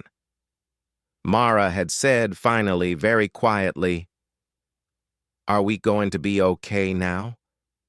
Elena had felt that question land in the center of her chest, like a stone into still water, the rings spreading outward through everything. She had reached across the table and taken her daughter's hand. "We are going to be more than okay," she said. "We have always been okay. But yes, we are going to be more than that." Mara had not cried. Neither had Elena. They had sat at the kitchen table for a long time in a silence that was not empty, and eventually Mara had asked, with the practical curiosity that Elena loved most about her, whether they would still eat the same things, and Elena had laughed. The full kind of laugh that she had not produced in months, and said that she intended to eat significantly better food, but that she had no plans to change what she was fundamentally, which was a person who made decisions carefully and loved her daughter specifically and trusted almost nobody without reason. Mara had said, "That sounds right," in the tone of a 14-year-old who considered the matter settled, and Elena had agreed that it was. Douglas's attorney called Voss within 48 hours of the letter's delivery. The call was professional and exploratory in the way that calls from cornered attorneys tended to be, probing for weakness, offering nothing, projecting confidence that did not quite reach the choice of words. He raised the undue influence argument as Voss had predicted. He raised questions about the vault's legal classification. He raised the possibility that Harold Voss's decision to file the deed separately had constituted a violation of his fiduciary duty to the wider family estate, a creative interpretation that Voss received without comment and disposed of in 2 sentences. The attorney also raised, obliquely and carefully, the possibility of a negotiated settlement. A figure was not named. The possibility was named. Voss relayed this to Elena in a brief call that afternoon. She described the offer without editorializing. Elena thought for approximately 4 seconds. "No," she said. Voss said nothing, which was her way of asking if Elena was certain. "There is no version of a settlement that reflects the actual situation," Elena said. "There is nothing to negotiate. The vault is mine. And the deed is recorded, the appraisals are documented, and the law is clear. A settlement implies that Douglas has a claim worth settling. He doesn't." Voss said, "All right," and ended the call. Douglas's attorney sent a second letter 10 days later, raising the undue influence argument in formal written terms and announcing his client's intent to pursue the matter through litigation. The letter was longer than it needed to be, and contained, in Elena's reading, the particular overextension of language that indicated someone arguing from disadvantage. When a position is strong, it requires few words. When it is weak, it tends to generate many. Voss responded in 4 pages. Her argument was organized, documented, and final in its tone. She also attached, as a supplementary exhibit, and a sworn declaration from Harold Voss's longtime estate attorney, a man who had known Harold for 32 years and who stated clearly that Harold had discussed the Eastern parcel deed with him at the time of its execution 5 years prior, that Harold had been fully competent and fully aware of the deed's implications, that Harold had expressed a specific and deliberate intention to leave the parcel to Elena, and that Harold had used the word deliberate himself in that conversation, as the attorney recalled it, more than once. 2 weeks after Voss's response, Douglas's attorney sent a 3rd letter. It was short. It said that his client had determined, after careful consideration, that further litigation would not serve the best interests of the estate or the family. Elena read that letter at Voss's desk on a gray November morning, the windows beaded with light rain, the office holding its familiar smell of paper and coffee. She read it once. She set it down. She had imagined sometimes in the weeks prior that this moment would feel larger, that when Douglas conceded, and she had believed from the beginning that he would concede, because the law was not ambiguous, and men like Douglas, for all their persistence, were ultimately practical about costs. It would arrive with some dramatic weight, some conclusive crash of resolution. It did not feel like that. It felt instead like the last of a pressure she had been carrying for so long that she had stopped noticing its exact shape, and when it lifted, what she felt was not triumph but relief, and beneath the relief, something quieter, something that had no clean name but that she thought of, privately and specifically, as permission. Permission to breathe fully. Permission to stop calculating. Permission to exist in a life that was not organized around constraint. She looked at Voss. "Is that it?" Voss nodded. "That is it." "What does he know?" Elena asked. "What does he understand about what he missed?" Voss was quiet for a moment. His attorney told him the full appraised value when we submitted the documentation. He has known from the first week. Elena thought about that. About Douglas reading the number on a page. $291 million. Beneath a porch he had dismissed as a burden. On a parcel he had offered $14,000 for, given to a woman he had never quite managed to see. She did not feel pleasure at this. She tried to examine herself honestly and found that she did not. What she felt was something more complicated, a kind of sorrow for the gap between what Douglas had assumed and what the world had actually contained. A recognition that greed, in the end, had not been his only failure. His failure had been inattention. He had not seen Harold the way Harold deserved to be seen, and so he had not understood what Harold was capable of, and so he had not known what he was standing on. That failure was its own punishment. Elena did not need to add to it. She stood and extended her hand to Voss. "Thank you," she said. Voss's handshake was as precise as everything else about her. "Call me when you need anything," she said. "You have a good deal of road ahead." She stopped at the property on her way home.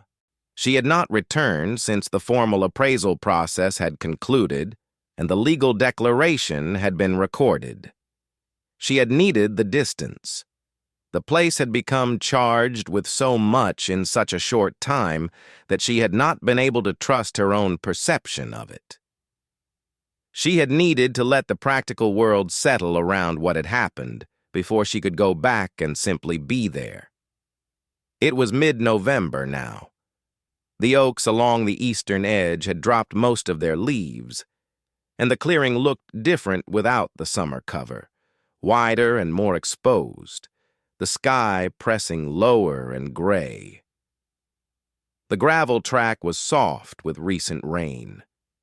She parked and walked to the door in the flat afternoon light, her boots leaving clean prints in the damp soil of the path.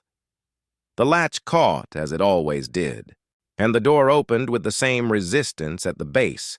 Inside, the air was cool and still, the underground quality unchanged by season, the porch holding its particular temperature the way it always had.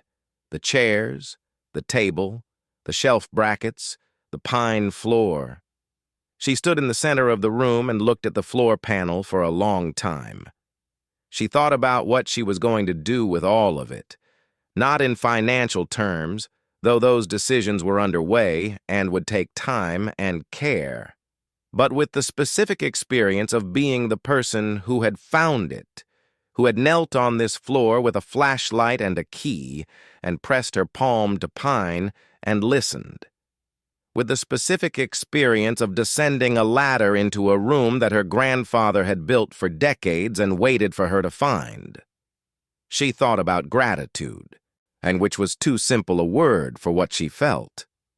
Gratitude implied a transaction, a gift received and acknowledged.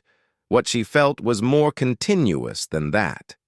It was the ongoing understanding that she had been known, specifically and generously, by someone whose knowing of her had never required her to be different than she was.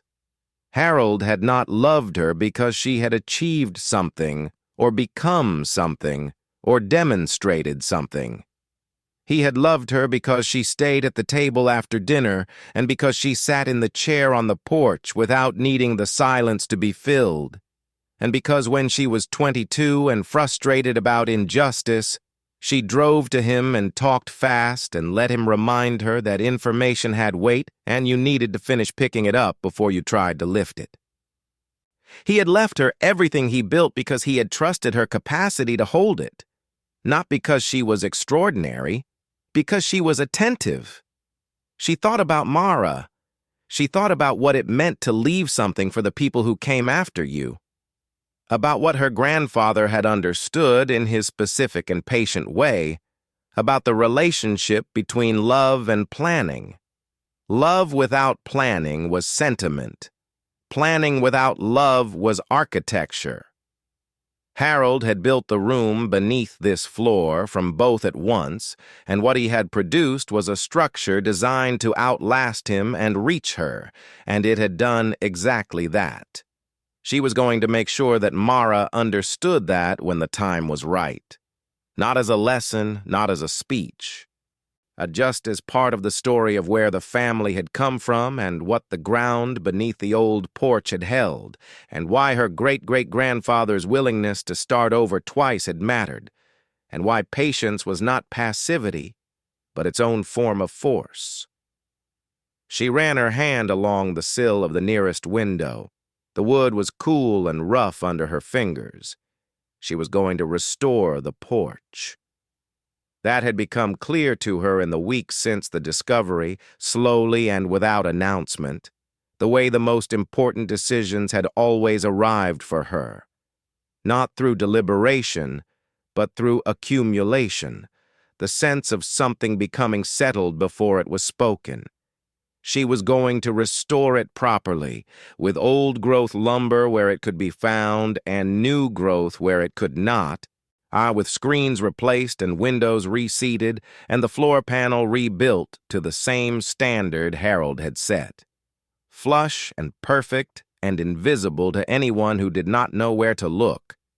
She was going to put the chairs and the table back, and she was going to sit in one of those chairs on summer evenings for the rest of her life.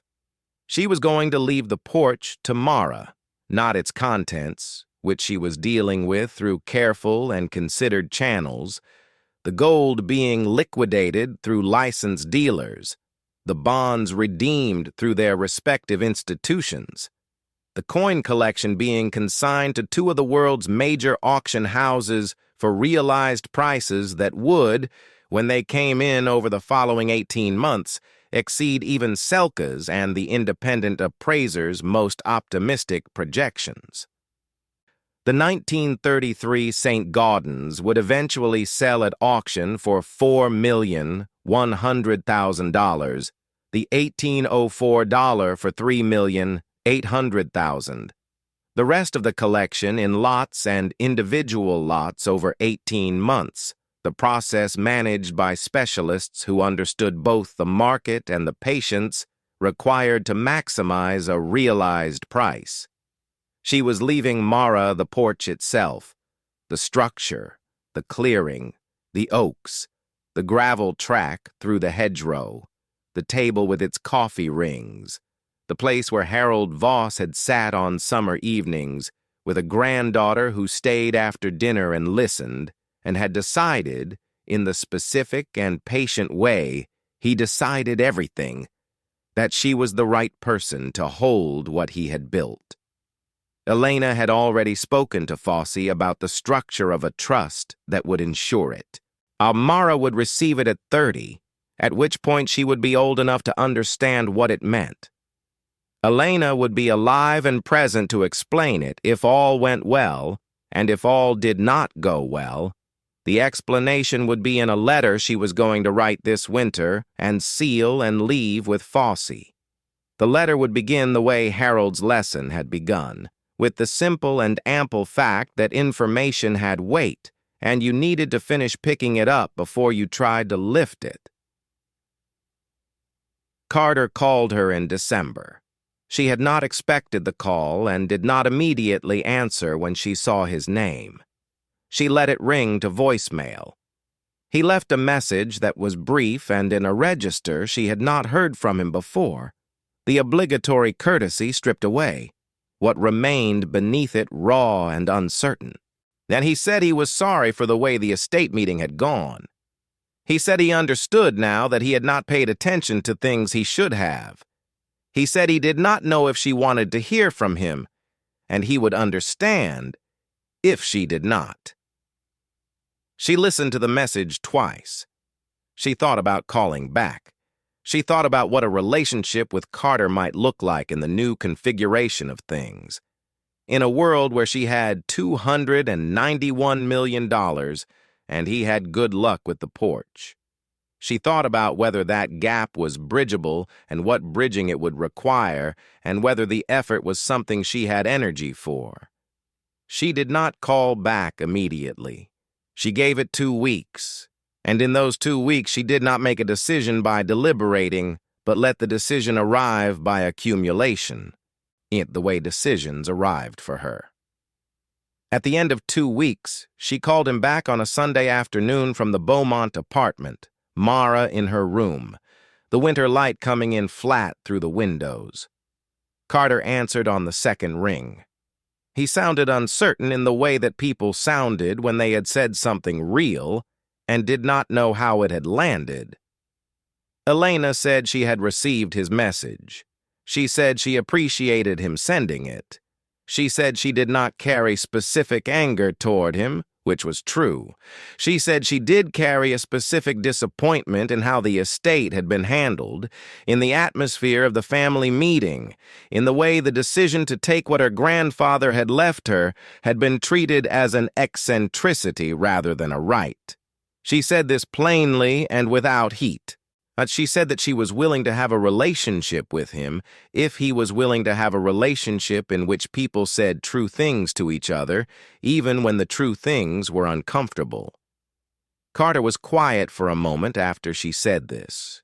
Then he said that sounded like what he had been missing from most of his relationships. She said she thought that was probably right. They spoke for another 20 minutes, and the conversation was not entirely comfortable, because honesty between people who have been performing for each other for years required getting used to. But it was real, and real was more valuable than comfortable. And Elena had known that her whole life, even when it was inconvenient. She hung up and sat with the call for a moment. She did not know what Carter would become in her life. She did not need to know. That, but too, could be found by paying attention over time. She thought about Douglas. She had not heard from him directly. She did not expect to. Douglas was not a man who phoned people to apologize, and she did not want an apology from him anyway. Apology required the apologizing person to have shifted in some fundamental way, and she was not convinced that Douglas had the structural capacity for that kind of shift at his age and his character. What she hoped for, which was a different thing from wanting, was that the failure of his contest would function in his life the way all sustained attention eventually did. That it would show him something about the cost of seeing the world only in terms of what it could yield to him. She did not count on it. She noted the hope and set it aside. She thought about Renata, who had been present at the estate meeting for the art collection and had received 3 pieces of it, which she had sold within the month. They had not spoken since. Elena had no particular feeling about this. Renata had done what Renata had come to do, and its relationship to the summer porch was tangential. She thought about Grace, who had driven 4 hours without complaining and arrived with a thermos of coffee and 2 gas station sandwiches, and who had sat in the wooden chair while Elena descended into the vault and waited without needing to be in the room.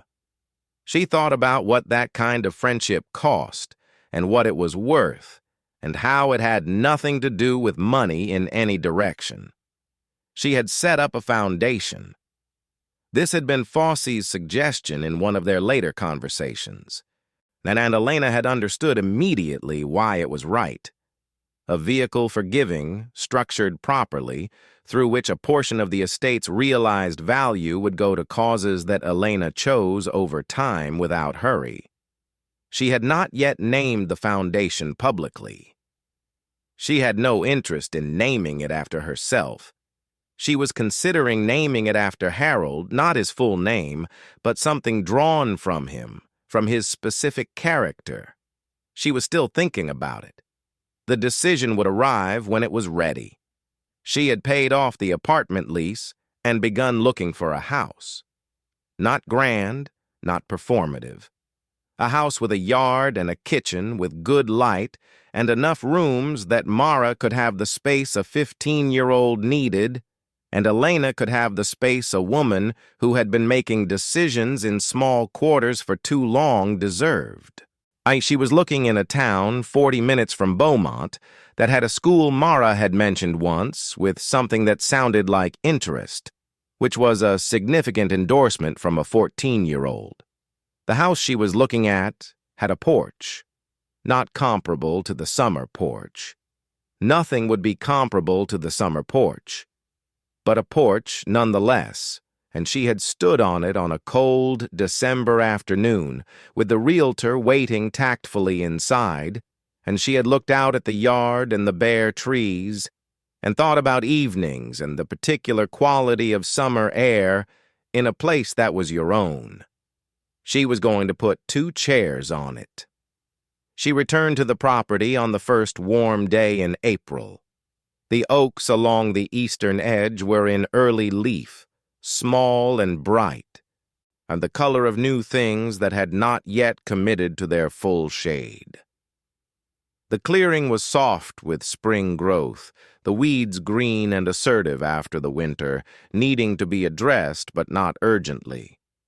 She had arranged with a local crew to do the restoration work beginning the following week, the same crew that had worked on several other structures in the county and came recommended by the County Historical Society, which had become interested in the porch's construction once Fosse's public filing had described it accurately enough to attract their attention.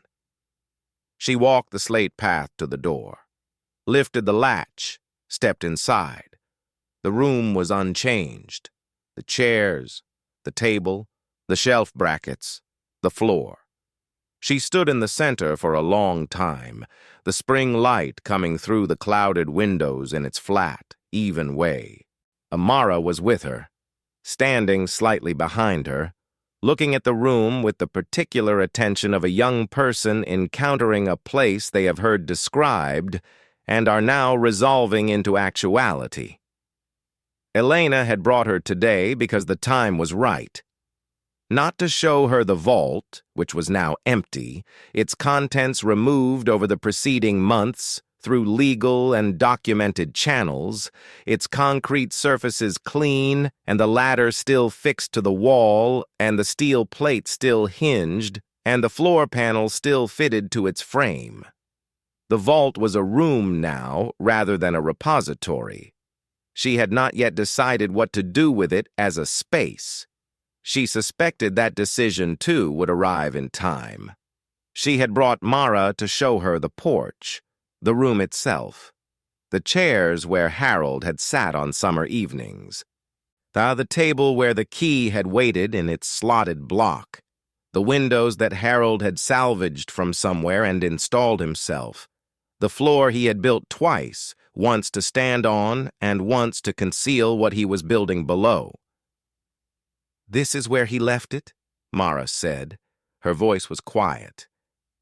"Below this," Elena said. "But yes, this is the place." Mara walked to the nearest chair and looked at it.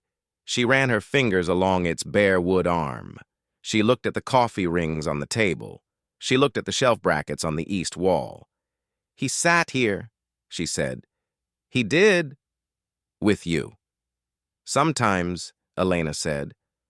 "Mostly he sat here alone, I think. This was his place." Mara looked at the floor.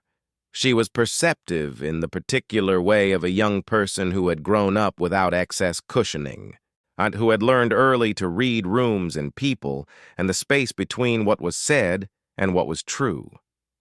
She looked at the floor for a moment with the expression of someone working something out. "He trusted you," she said. Not as a question. "He did," Elena said. "Why?" Elena thought about it. She thought about how to say it in a way that a 15-year-old would carry with her correctly. "Because I paid attention," she said. "Not to what I could get from him, just to him, to what he was saying and what he meant and what the land was and how he moved through it. I didn't have an agenda." She paused. "He had spent his whole life around people who had agendas. He knew the difference." Mara absorbed this. She looked back at the floor. "And now it's yours." "Yes. And one day it'll be mine." Elena looked at her daughter. 15 years old. Growing into herself in the specific and irreversible way that people grew into themselves, and already carrying the kind of particular intelligence that the world did not always know what to do with. "One day," Elena said. "When you're ready to understand it properly." Mara turned to look at her. "When will that be?" Elena thought about Harold's patience. About 60 years of quiet accumulation, about a deed filed without announcement with the county 5 years before it would matter, about a key in a slotted block under a table, waiting. "You'll know," Elena said. "The same way I knew." Mara looked around the room one more time, at the ceiling, the walls, the windows, the floor. She took it in the way Elena had taken it in on the first day, slowly and with the specific attention of someone who understood, and instinctively or by inheritance, that not everything visible was surface. Then she said, "Can we open the windows?" Elena looked at the clouded panes, at the frames Harold had seated true in the walls of his place. "They're stuck," she said. "They'll be able to open them when the restoration crew comes next week." "After that," Mara said, "can we come sit here?" Elena looked at the 2 wooden chairs. at the table between them, at the spring light pressing through glass that had not been cleaned in years, finding its way in anyway. "Yes," she said, "we can come sit here." The restoration took 6 weeks. The crew worked carefully, which was what Elena had asked for and what they delivered.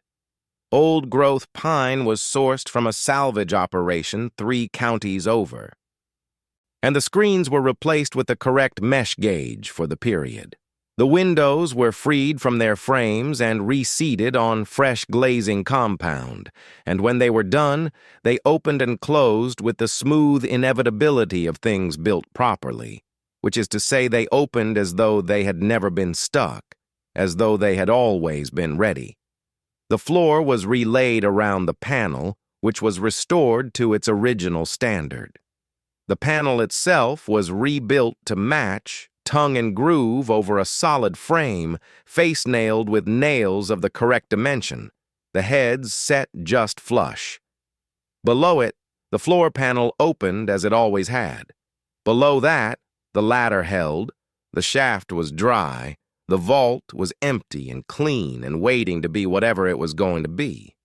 The chairs were refinished, the table stayed as it was. The coffee rings were left. Elena had been clear about that. On the first Saturday of June, in the early evening, Elena and Mara drove out to the property and walked the slate path through the new growth of the clearing and opened the door and sat in the 2 wooden chairs, one each with the screens in the windows and the oaks in their full summer leaf and the particular quality of light that came across the eastern fields in the long hours before dark. They did not talk very much. They did not need to. They were learning the silence of the place, which was a particular silence, shaped by the specific quality of an eastern exposure in summer and the sound of oaks in a light wind and the absence of pressure. After a while, Mara said, "I think I understand." Elena looked at her. "What you said, about paying attention, is about not having an agenda." She looked out at the oaks. "He built this because it was the only place that was just his. And then he gave it to you because you were the one person who was just his in the same way. Not trying to get something. Just there." Elena felt the full weight of that sentence arrive and settle. She had thought, in the months since the discovery, that she understood why Harold had left her the porch. She had articulated it to herself in various ways, patient, attentive, specific, all true. But Mara had named it more precisely than Elena had managed, with the directness available to someone who had not yet learned to overqualify love. Just there. Not trying to get something. Just there. That was it.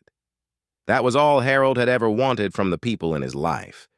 The simple, ample, unremarkable dignity of being met where you were by someone who was not calculating the distance. Elena had been that person for him. He had been that person for her, across a lifetime and a vault and a key and a table and a deed filed quietly with the county and $40 in every birthday card since she was 12. She sat in her chair in the summer porch that Harold Voss had built for himself and given to her, and listened to the oaks and the screens and her daughter breathing beside her in the early evening light, and let the feeling come fully, without the discipline she had applied to all the preceding months, without the need to hold herself together for the next step or the one after that. She was here. The ground beneath the porch was quiet and known and hers. The air was warm, and the light was long, and the oaks were full, and the screens kept the evening in. Harold Voss had known her well enough to leave her everything he built. She hoped, sitting in the chair he had sat in on the summer evening she was only now beginning to have, that she would one day know Mara half as well. She suspected she already did. Thank you so much for watching until the end. If you loved this story, Check out the other videos on your screen now. I think you'll really enjoy them. And don't forget to subscribe if you haven't already. See you in the next story.